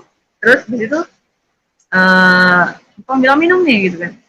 Aku bilang, Tuhan terima kasih banyak, aku bilang kan, karena orang rumah taunya aku puasa sampai maghrib kan, makanya aku puasa cuma sampai jam 12 siang. Tuhan baik banget, tahu aja kan. Udah kan, habis itu sebelum minum tapi saya bilang kan dalam nama Yesus 3 kali. Saya ucap dalam nama Yesus, dalam nama Yesus, dalam nama Yesus, saya minum. Udah, nggak kenapa-napa. Maksudnya bukan kenapa-napa. Udah kan, akhirnya biar mereka percaya juga saya nggak kesurupan masukan jin kah apa kan. Sudah, ngomong keluar. Lalu saya diproses kayak dicari-cari kesalahan, kayak maksudnya apa ya, bukan nggak betah, lebih ke arah tidak nyaman gitu kan, tidak nyaman. Akhirnya dalam hati tuh saya pengen yang namanya pengakuan iman. Saya pengen pengakuan iman, saya pengen cerita, saya pengen bilang, saya pengen jujur kalau saya sudah Kristen dan sudah dibaptis. Gitu kan. Akhirnya saya berdoa sama Tuhan Yesus, kalau memang Tuhan Yesus izinkan saya untuk pengakuan iman, Tuhan berilah kelembutan hati untuk orang tua saya Tuhan gitu kan, agar saya tidak. Lalu sudah saya pengakuan iman tuh, akhirnya besoknya saya pengakuan iman, saya turun ke tangga, saya duduk di tangga, nggak turun ke bawah ya kan, takut. Terus abis itu saya duduk di tangga, saya panggil papa kan, saya bilang, papa mau ngomong gitu kan, mau bicara, apa kak? Aku Kristen, aku bilang, aku sudah dibaptis. Kata bapak gini, ih apaan kak? Jadi hancur kak, jangan. Jadi bapak udah mau pakai sorban, saya udah pakai sorban mau pimpin ibadah kan, mau pimpin terawih. Jangan kak, hancur kak. Apa kata orang? Bapak Ustadz Kak, kata dia. Apa kata orang Kak? Jangan Kak, boy, jangan ya, kata dia gitu. Bapak nggak marah-marah saat itu. Sudah, terus kata dia, ya saya lupa. Bapak tanya apa sih, mana bukti dibaptis, ada gitu kan. Saya nggak percaya. Udah pokoknya hancur deh, hancur, kata dia gitu. Udah ya jangan ya, sekarang jadwalnya Papa mau sholat, pimpin terawih, kata dia gitu. Udah berangkat, tinggal mama nih lagi duduk di bangku kan, namanya cewek kan. Terus kata mama, apaan, kata dia, bukan Tuhan tuh, kata dia, bukan Tuhan tuh, itu nabi, kata dia gitu. Terus kata aku, bukan Tuhan mah gitu. Oh, maki kan, maksudnya berbicara yang tidak patut kan. Sudah, akhirnya aku takut mama kena balasan dari Tuhan, takut kena karma dari Tuhan. Akhirnya aku tinggalin mama, aku masuk dalam kamar kan.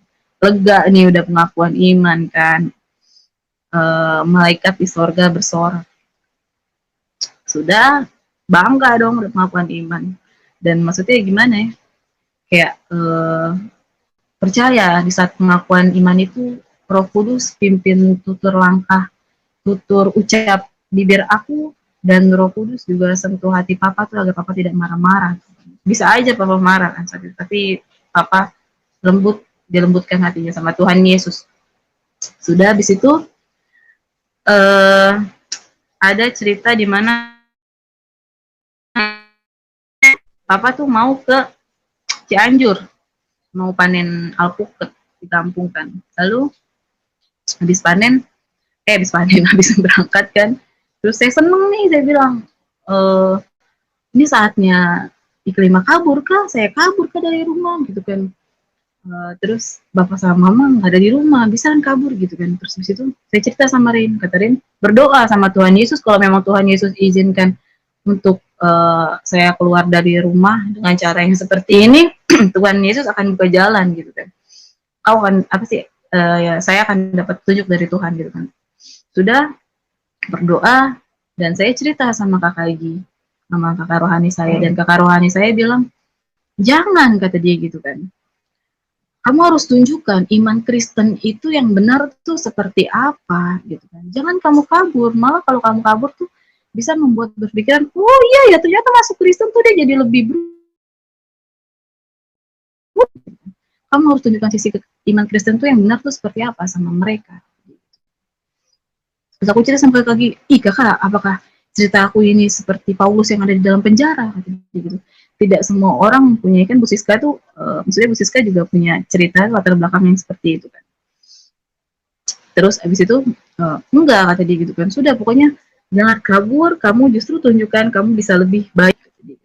Tapi satu sisi, ada di mana saya tuh tahu kalau nanti saya akan dipisahkan sama anak saya. Dalam sisi seorang ibu dan sisi seorang manusiawi itu, saya pengen kabur. Saya bilang, saya nggak mau Tuhan dipisahkan sama anak, karena doa yang selalu saya ucapkan itu, saya tidak dipisahkan sama anak saya, Tuhan. Karena saya tahu apa yang tertera di Alkitab tuh, tidak kamu mengikuti Tuhan, gitu kan.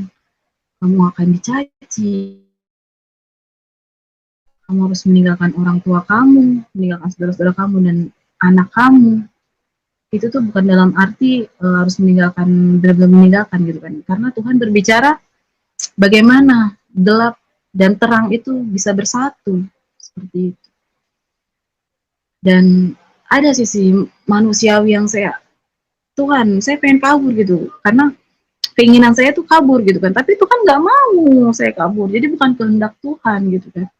Jadi satu pelajaran terbesar pula yang saya dapatkan saat itu, jadi saya bisa membedakan antara jawaban dari iblis atau dari jawaban dari Tuhan.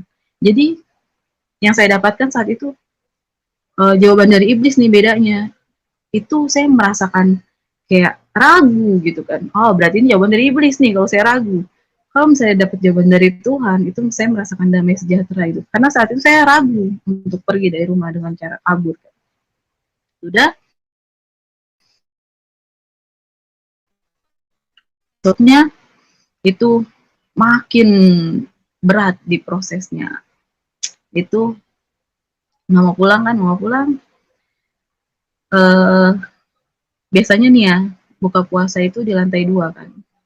Tapi ini di lantai 1 gitu kan. Semua makanan dibawa ke bawah, dan di atas cuma ada mie sama telur. Gitu. Saya makan itu sama anak saya, tapi anak saya makan nasi kan, karena pintu lantai 2 rumah saya itu terhubung sama pintu dapurnya nenek kan. Jadi saya ambil nasi sisa bekas sahur itu buat anak saya dan saya makan mie.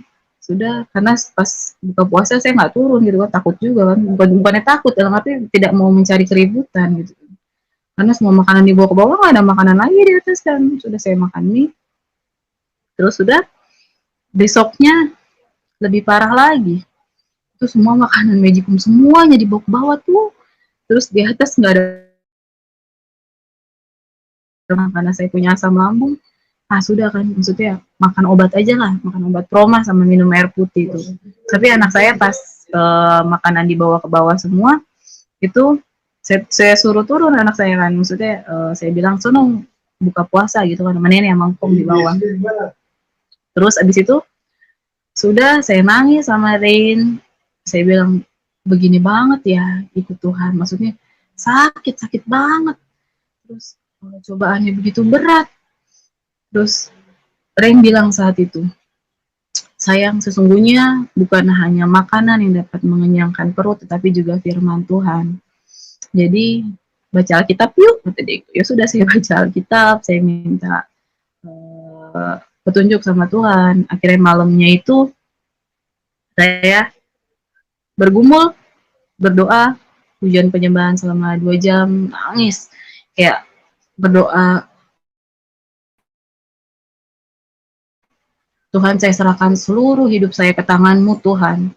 Saya ikuti kehendak-Mu Tuhan, wes turut kehendak Tuhan gitu kan. Saya tidak kuat Tuhan, begini beratkah gitu kan, maksudnya dicaci, dimaki, dikucilin di keluarga, di tetangga, saudara saya ngelihat saya sinis kan. Tapi saya tahu itu sudah tertulis di Alkitab tuh, Markus pasal 13 ayat 13.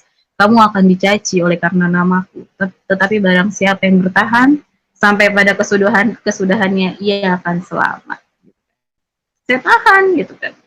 Terus juga saya berpegang kepada satu firman di mana saya lupa Injil apa ya. Pokoknya kalau kamu ingin mengikut aku gitu kan, menjadi pengikut aku, kamu harus menyangkal diri, memikul salibku dan mengikuti aku. Karena barang siapa yang mempertahankan, barang siapa yang kehilangan nyawanya karena aku, ia akan memperolehnya.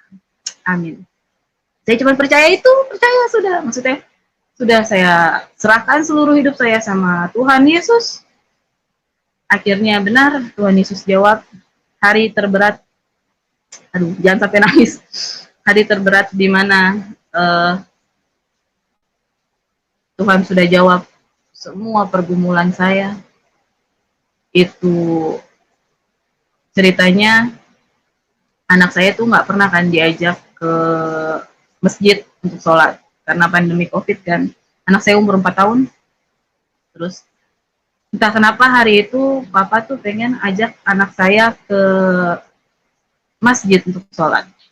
Lalu mama cari baju koko di lemari saya dan menemukan satu tas penting dan beberapa yang banyak tuh pakaian anak saya. Itu kawan-kawan, saya hari dimana pertama kali saya ketahuan sama keluarga, itu saya sudah siapkan itu. Karena saya percaya iman tanpa perbuatan itu adalah iman yang sia-sia. Jadi saya sudah siapkan semuanya sebelum hari dimana waktu Tuhan iklima go gitu kan. Terus mama bilang saat itu, tas apaan nih gitu dia gitu. Lu mau kabur dari rumah, lu mau pergi dari rumah, pergi kata dia gitu. Pergi aja kata dia gitu. Gue juga gak mau punya anak kafir. Gue capek-capek ngelahirin lu, ngebesarin lu, cuma untuk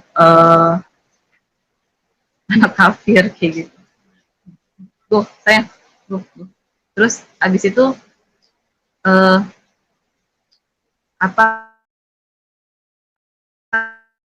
saya pergi dari rumah ini Terus tapi jangan bawa anak lu, kata dia gitu. Oh nggak bisa, saya bilang kan. Nggak bisa gitu kan, udah namanya anak cewek, mama orang tua cewek kan. Sudah di situ kan mama lagi masak, sinyal, mama lagi masak buat buka puasa tuh.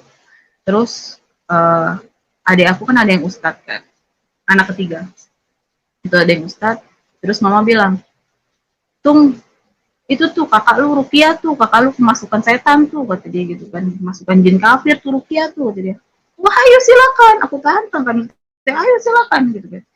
Akhirnya adik aku duduk di depan kamar aku di dalam kamar, aku buka pintu, lalu adik aku bilang, kenapa kak? Gitu. Itu bukan Tuhan kak, gitu kan, itu nabi gitu. Terus aku bilang sama adik aku, kalau memang itu nabi, tunjukin sama gue ayat di mana Al-Quran menyatakan kalau Nabi Isa diserupai dengan Yudas. Nah, kalau Nabi Isa itu diserupai dengan Yudas, jadi yang disalib itu bukan Nabi Isa, itu Yudas gitu kan. Tunjukin sama gue di mana ayat Al-Quran ada Nabi Isa diserupai dengan Yudas. Kalau ada, gue baca 2 kalimat syahadat sekarang juga. Bilang gitu kan, oh ada, tenang, kata dia. Sudah, ambil, cari, di mana, tunjukin. Terus dia buka Al-Quran, dia ambil HP, dia buka, bawa kitab, apa tuh. Ada ini, kata dia gitu. Terus aku bilang, dia bacain kan, aku bilang, bukan sayang, itu bukan kitab, itu bukan ayat Al-Quran, itu hadis. Sekarang aku tanya gitu kan, kenapa kalau memang Al-Quran itu sebagai kitab yang sempurna, kitab penyempurna, kenapa harus membutuhkan hadis, istimewa ulama, pendapat ulama? Aku bilang kan, kenapa? Sedangkan Alkitab itu kitab yang bisa menjawab dirinya sendiri. Kenapa saya bisa bilang kitab yang bisa menjawab dirinya sendiri? Karena semua yang ada di dunia ini tuh ada di Alkitab gitu kan. Cuma saya nggak ngomong gini sebagai contoh gini kan. Cuma saya nggak ngomong gini. Kawan-kawan, ada di Alkitab di mana ditulis firman Tuhan, ketika ia mau mengikuti aku, ia harus menyangkal dirinya, memikul salibnya dan mengikuti aku. Barang siapa yang mempertahankan nyawanya, ia akan kehilangan nyawanya, dan barang siapa kehilangan nyawanya karena aku, ia akan memperolehnya. Dan itu ada di salah satu Injil Matius, tapi mohon maaf saya lupa pasal berapa dan ayat berapa. Dan ada di Injil Lukas dengan ayat firman yang sama, tetapi belakangnya itu, barang siapa yang kehilangan nyawanya karena aku, gitu kan, ia akan memperoleh keselamatan. Jadi kenapa Alkitab bisa menjawab dirinya sendiri? Itu di Injil Matius itu hanya dibilang memperolehnya, tapi di Injil Lukas itu kalau nggak salah itu dia memperoleh keselamatan. Oh ternyata itulah kenapa.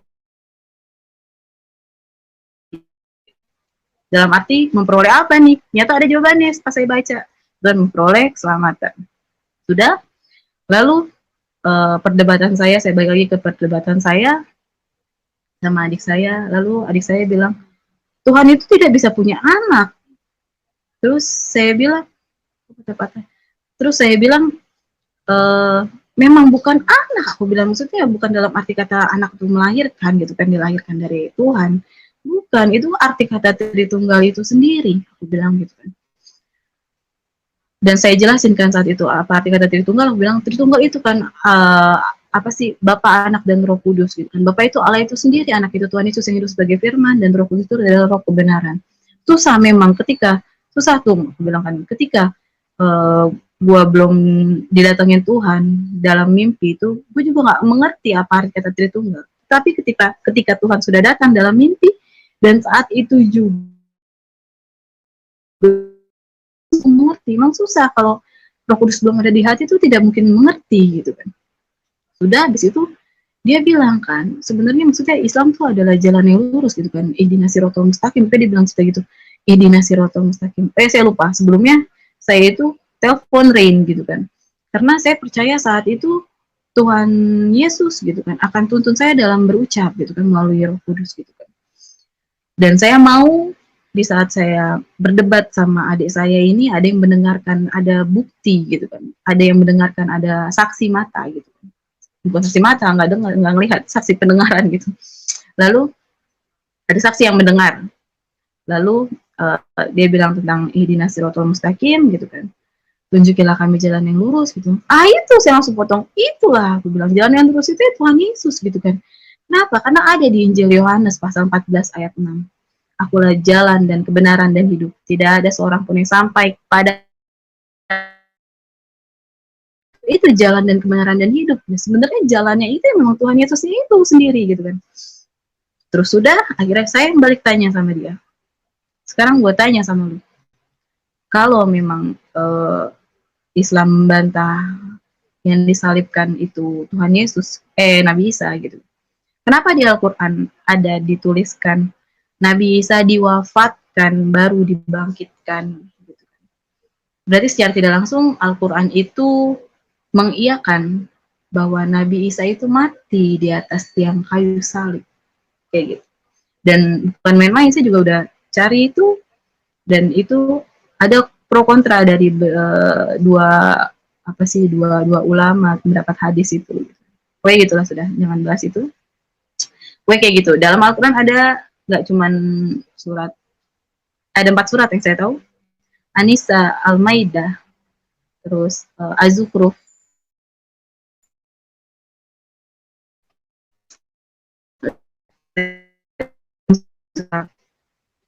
sudah nggak bisa menghadapi saya kan, dipanggil lah bapak saya, ditelepon bapak saya, kalau pulang gitu kan. Kalau pulang, bapak naik, saya tarik anak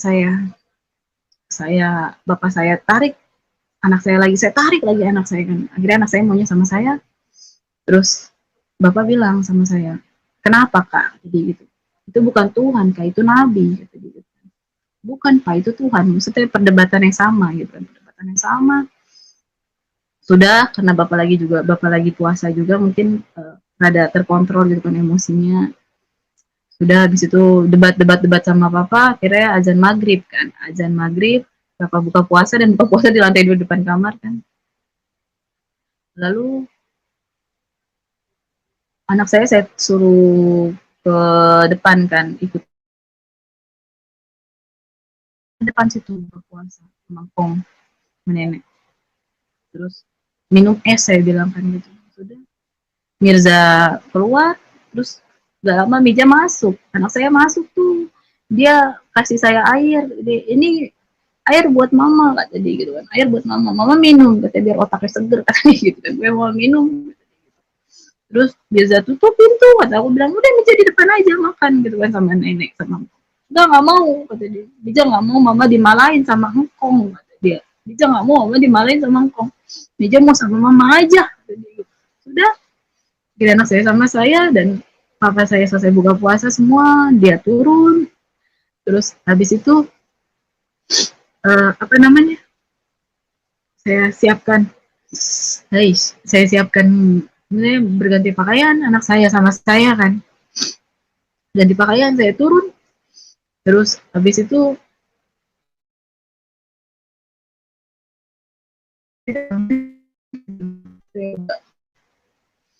ngecewain papa, ngecewain mama, udah bikin malu keluarga gitu kan. Tapi saya sudah percaya sama Tuhan Yesus, saya sudah percaya Tuhan Yesus sebagai Tuhan dan Juru Selamat saya sudah memperoleh keselamatan gitu kan.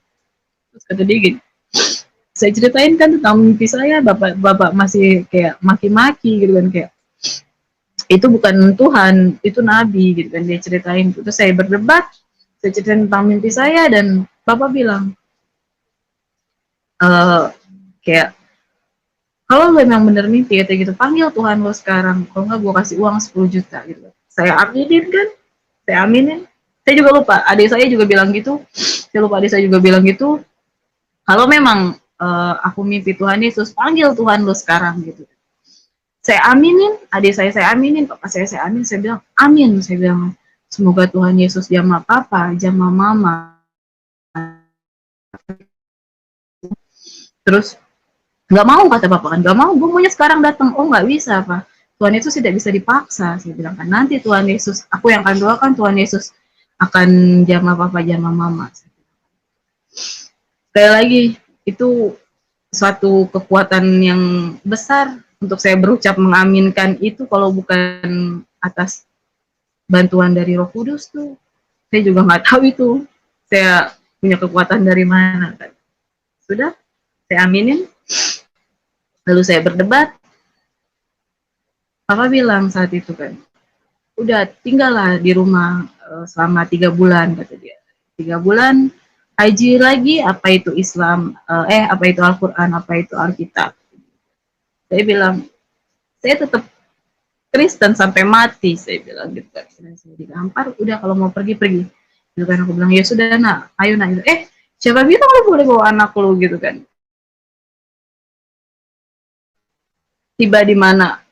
Benar gitu, benar apa yang Tuhan bilang dalam firman. Kamu akan meninggalkan, kamu harus meninggalkan orang tua, saudara laki-laki dan saudara perempuan, anak laki-laki dan anak perempuan. Itu kita tidak bisa menyangkal itu. Kita harus melewati itu, kita harus memikul salib itu seperti itu.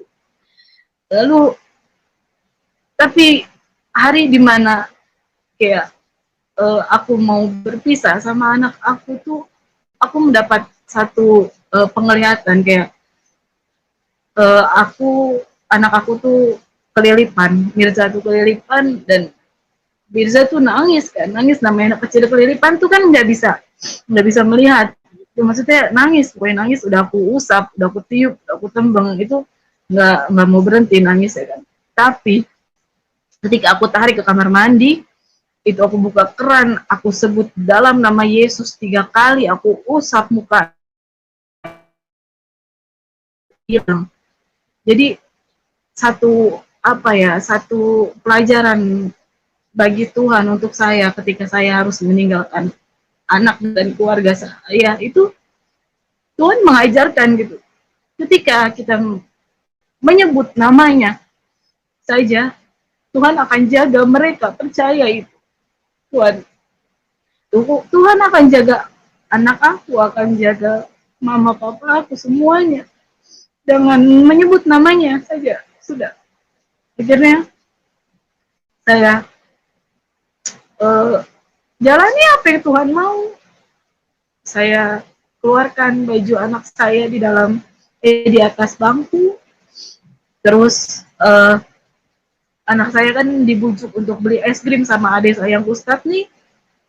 Terus pas sebelum itu saya panggil anak saya peluk, doakan mama. Oh ya, saya lupa. Pokoknya kata papa gini, kalau memang lu boleh bawa anak lu, kata dia gitu, tapi lu harus bayar dulu uang 30 juta, kata dia gitu kan karena aku lahir sesar kan, itu pakai uang papa, dan lu buktiin kalau lu bisa sukses gitu kan. Tapi sekali lagi itu hanya ucapan kekesalan seorang orang tua mungkin. Sudah hari dimana sudah anak aku peluk, aku bisikin sama anak aku bilang, doakan mama, aku bilang gitu kan. Berat kawan-kawan, memikul salib tuh gak mudah itu kan, tapi memang itu yang ada di Alkitab dan kita harus jalani itu, kita harus pikul salib Tuhan Yesus tuh seperti itu, dan percaya gitu kan, waktu Tuhan pasti yang terbaik. Tuhan pasti akan Tuhan pasti akan beri aku kekuatan. Sudah aku peluk anak aku bilang, mama ya gitu kan. Iya, Mija beli es krim dulu. Iya, Mija jalan. Mija dibawa sama adik aku. Terus aku pamit. Mija udah jalan. Aku pamit sama orang tua aku tuh. Aku bilang maafin aku. Aku udah bikin kecewa orang tua, udah bikin malu keluarga. Tapi aku tetap pada iman dan keyakinan aku. Aku bilang kan, aku keluar dari rumah, aku bilang gitu, aku pergi, dan aku percaya ini waktunya Tuhan sudah jawab. Iklima, kamu harus pergi sekarang gitu. Iklima, kamu sudah bebas, kamu harus pergi sekarang. Karena sekali lagi Tuhan berfirman, bagaimana bisa terang dan gelap itu bersatu kan, bersatu. Sudah saya pergi tanpa uang sepeser pun, saya buka gerbang kan. Lalu sebelum buka gerbang tuh saya minta doa sama papa doain, papa nggak bisa, tidak. Terus tapi papa masih nahan, papa bilang kayak gini, tinggallah di rumah, maksudnya jangan pergi. Saya nahan. Terus aku bilang gini, ya sudah kalau emang harus di rumah, tapi aku tetap boleh, aku tetap berkeyakinan sebagai Kristen gitu. Oh nggak bisa Kak, itu merupakan pilihan yang berat. Oh ya sudah, maksudnya aku pergi dari rumah kan. Aku pergi dari rumah hari dimana aku membuktikan kalau firman Tuhan itu memang betul, dan aku harus kehilangan orang tua, aku harus meninggalkan mereka. Itu sakit, memikul salib itu kawan-kawan, itu sakit bener tuh. Aku pergi tanpa uang sepeser pun, aku buka gerbang, aku minta doa, kata papa nggak bisa Kak, iman kita sudah berbeda. Terus aku bilang, di dalam Kristen, walaupun kita iman berbeda, tetapi kita tetap bisa saling mendoakan. Aku pamit, mencium tangan mereka, aku buka gerbang, aku keluar, aduh dari rumah. Itu langkah yang memang seperti itu. Dalam hal itu memang seperti itu. Dan aku harus jalan terus. Berapa meter ke depan itu aku baru cerita sama Ren, aku sudah keluar dari rumah. Dan maksudnya dari awal tuh aku nggak tahu aku harus kemana gitu. Sedangkan Ren tuh di Papua dan kita belum pernah ketemu. Dan aku bingung aku harus kemana. Tapi aku percaya Tuhan akan tunjukkan. Tuhan akan beri petunjuk. Tuhan akan menyertai aku. Tuhan ada di sekeliling aku. Tuhan akan bantu aku. Terus Ren telepon, jadi ada cerita di mana, sebentar,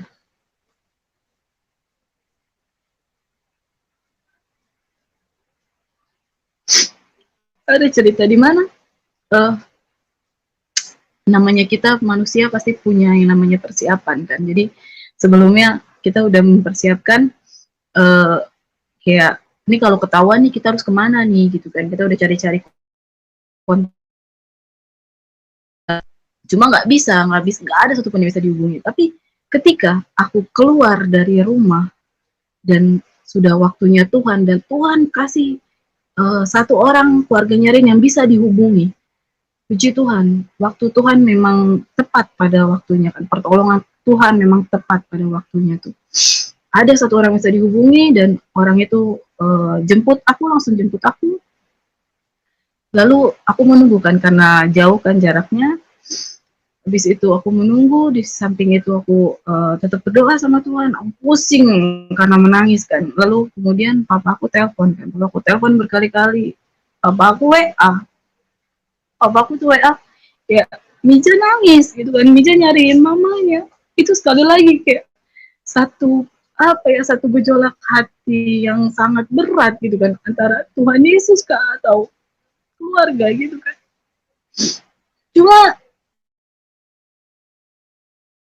ikut Tuhan Yesus dan saya sudah mendapatkan keselamatan, saya tetap jalan. Saya nggak mau menengok ke belakang gitu kan. Saya takut menjadi tiang garam kan, seperti istri waktu.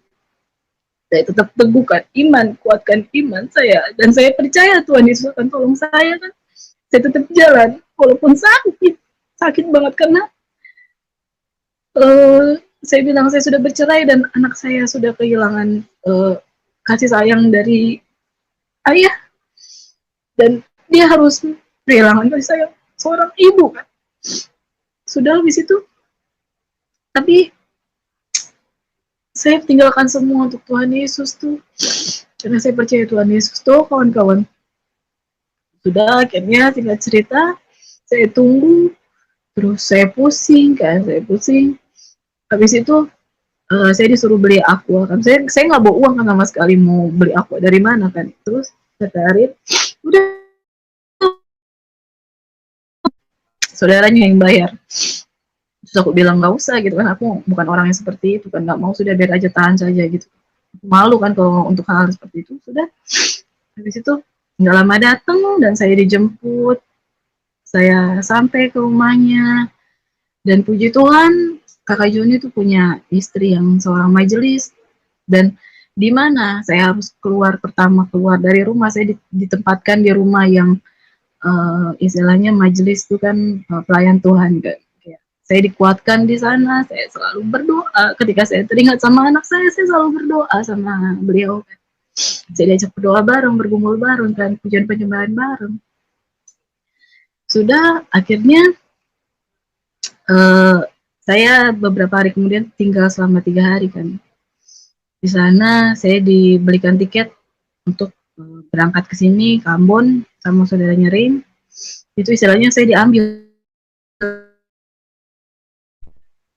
Padahal posisinya Ren masih ada di Papua gitu kan. Saya percaya saja memang kalau memang sudah jalannya, langkah saya saat itu turut kehendak Tuhan. Jadi apapun yang Tuhan rancangkan, apapun yang akan saya jalani, saya ikuti karena saya percaya itu merupakan kehendak Tuhan. Jadi saya iyain, padahal bisa aja saya nggak percaya kan, saya takut diapain atau gimana, takut penipuan atau gimana. Tapi saya percaya ini rencana Tuhan. Saya naik pesawat gitu kan. Dan satu hal lagi, bukan hal yang mudah gitu kan, keluar uang yang begitu banyak untuk beli tiket pesawat kalau bukan Roh Kudus yang menggerakkan hati saudaranya Ren saat itu.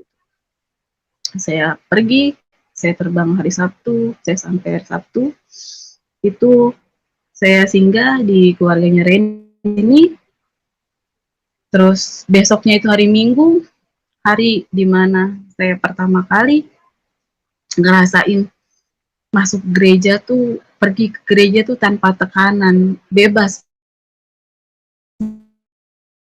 Kan sudah jawab itu. Saya pergi ke gereja dengan bangga, dengan rasa sukacita. Tuhan, terima kasih Tuhan. Walau berat, tapi ada rasa di mana bangga sama diri. Maksudnya bangga sama kuasa Tuhan itu, senang sama diri sendiri. Saya merasa senang, diri saya merasa senang. Terima kasih Tuhan. Akhirnya seperti ini loh, merdeka gitu kan. Terus saya berdoa dalam gereja. Sudah, habis itu saya pergi ke tempat orang tuanya Ren, dan singkat cerita, saya di sini tuh cerita kesaksian di sini, saya cerita kesaksian pribadi saya itu tidak ke sembarang orang, kawan-kawan. Jadi ketika saya mau cerita, ya saya cerita. Ketika saya nggak mau cerita, saya nggak bakalan cerita. Dan karena saya percaya ketika saya cerita itu kan berasal dari dalam hati, kemauan dari dalam hati, dan itu pasti Roh Kudus yang menggerakkan hati saya. Dan benar,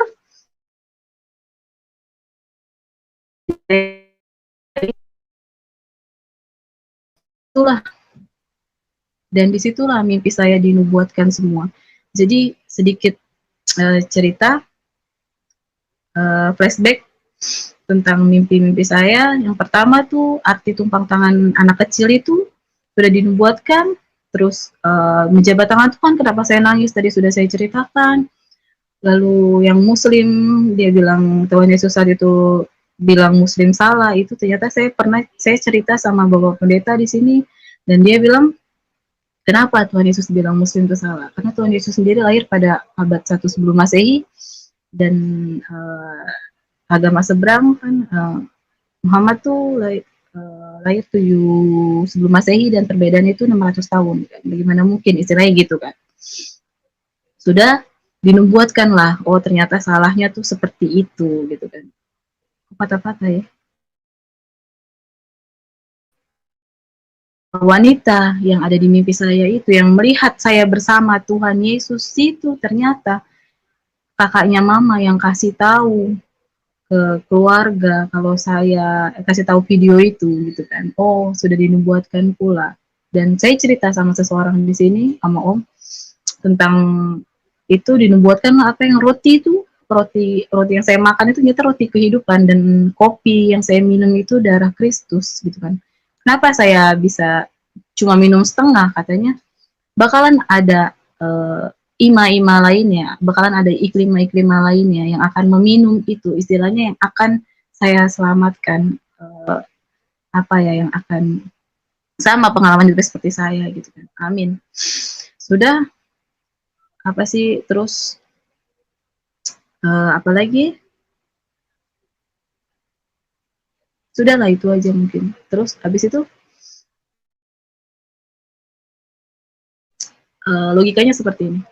Saya kan berasal dari Muslim, keluarga Muslim yang semuanya haji, papa saya ustadz gitu. Maksudnya tidak, bukan hanya Islam KTP aja nih. Dan di sini keluarganya Rin ini semuanya itu hampir semua sih bekerja di ladang Tuhan, majelis, kalau di sini sebutnya majelis. Istilahnya nih ya, saya ini berada di tengah-tengah. Kayak Tuhan siapa nih yang kuat nih kan? Ternyata Tuhan Yesus yang benar gitu kan. Kira saya apa sih, beralih ke agama. Maksudnya Tuhan Yesus benar dan keluarganya Ren yang menang gitu kan, karena semua bekerja di dalam Tuhan. Istilahnya gitulah.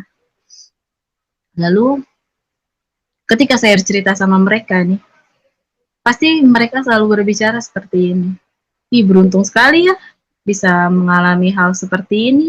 Kami aja yang orang Kristen dari lahir tidak pernah mengalami perjumpaan bersama, beruntung sekali. Tetapi satu hal yang selalu saya pesan sama mereka, itu ada di Yohanes pasal 20 ayat 29. Ketika engkau melihat aku, kamu percaya gitu kan. Berbahagialah yang tidak melihat namun percaya. Itu maksudnya seperti ini. Ketika aku melihat Tuhan Yesus, melihat kuasa mukjizat Tuhan Yesus sama aku percaya karena aku sering menantang Tuhan gitu kan, dan benar, dan aku percaya.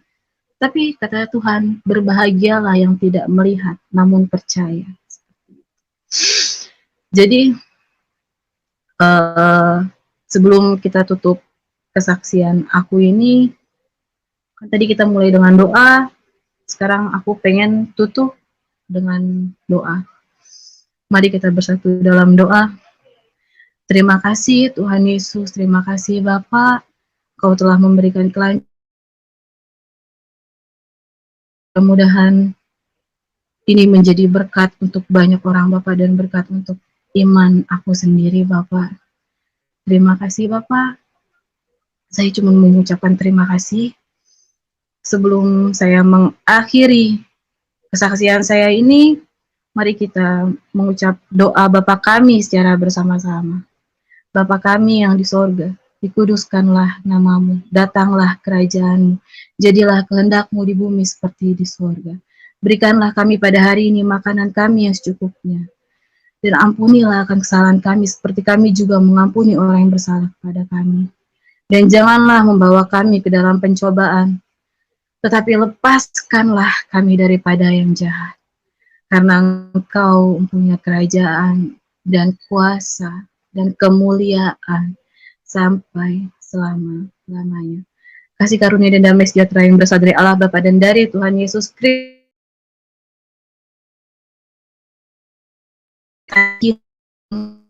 sampai selama-lamanya. Amin. Terima kasih kawan-kawan. Saudara-saudara, Bapak Yusuf sudah. Oke. Haleluya. Luar biasa ya. Tuhan Yesus dahsyat. Tuhan Yesus baik. Tuhan Yesus bukan huruf-huruf yang dibukukan, tapi dia firman yang ditulis di dalam buku. Ya, jadi memang sesuatu yang dari sehari ke sehari semakin banyak orang yang berjumpa dengan Tuhan. Bagi Anda yang belum berjumpa dengan Tuhan, jangan berlama-lama teman-teman. Tuhan Yesus mengasihi siapapun Anda, sekalipun Anda ateis, sekalipun Anda menyembah pohon, menyembah batu, menyembah keris, menyembah lautan. Tuhan Yesus, dialah Tuhan yang benar, dialah Tuhan yang baik, yang tidak emosian, yang tidak marah-marah kepada manusia. Apalagi ada satu dua yang Kristen KTP yang tidak pernah mengalami Tuhan, meninggalkan Tuhan. Tetap Tuhan dengan cinta yang luar biasa ingin menjamah dan menyelamatkan mereka. Ya, dia bukan Tuhan yang suka mengajarkan kepada pengikutnya untuk tumpahkan darahnya.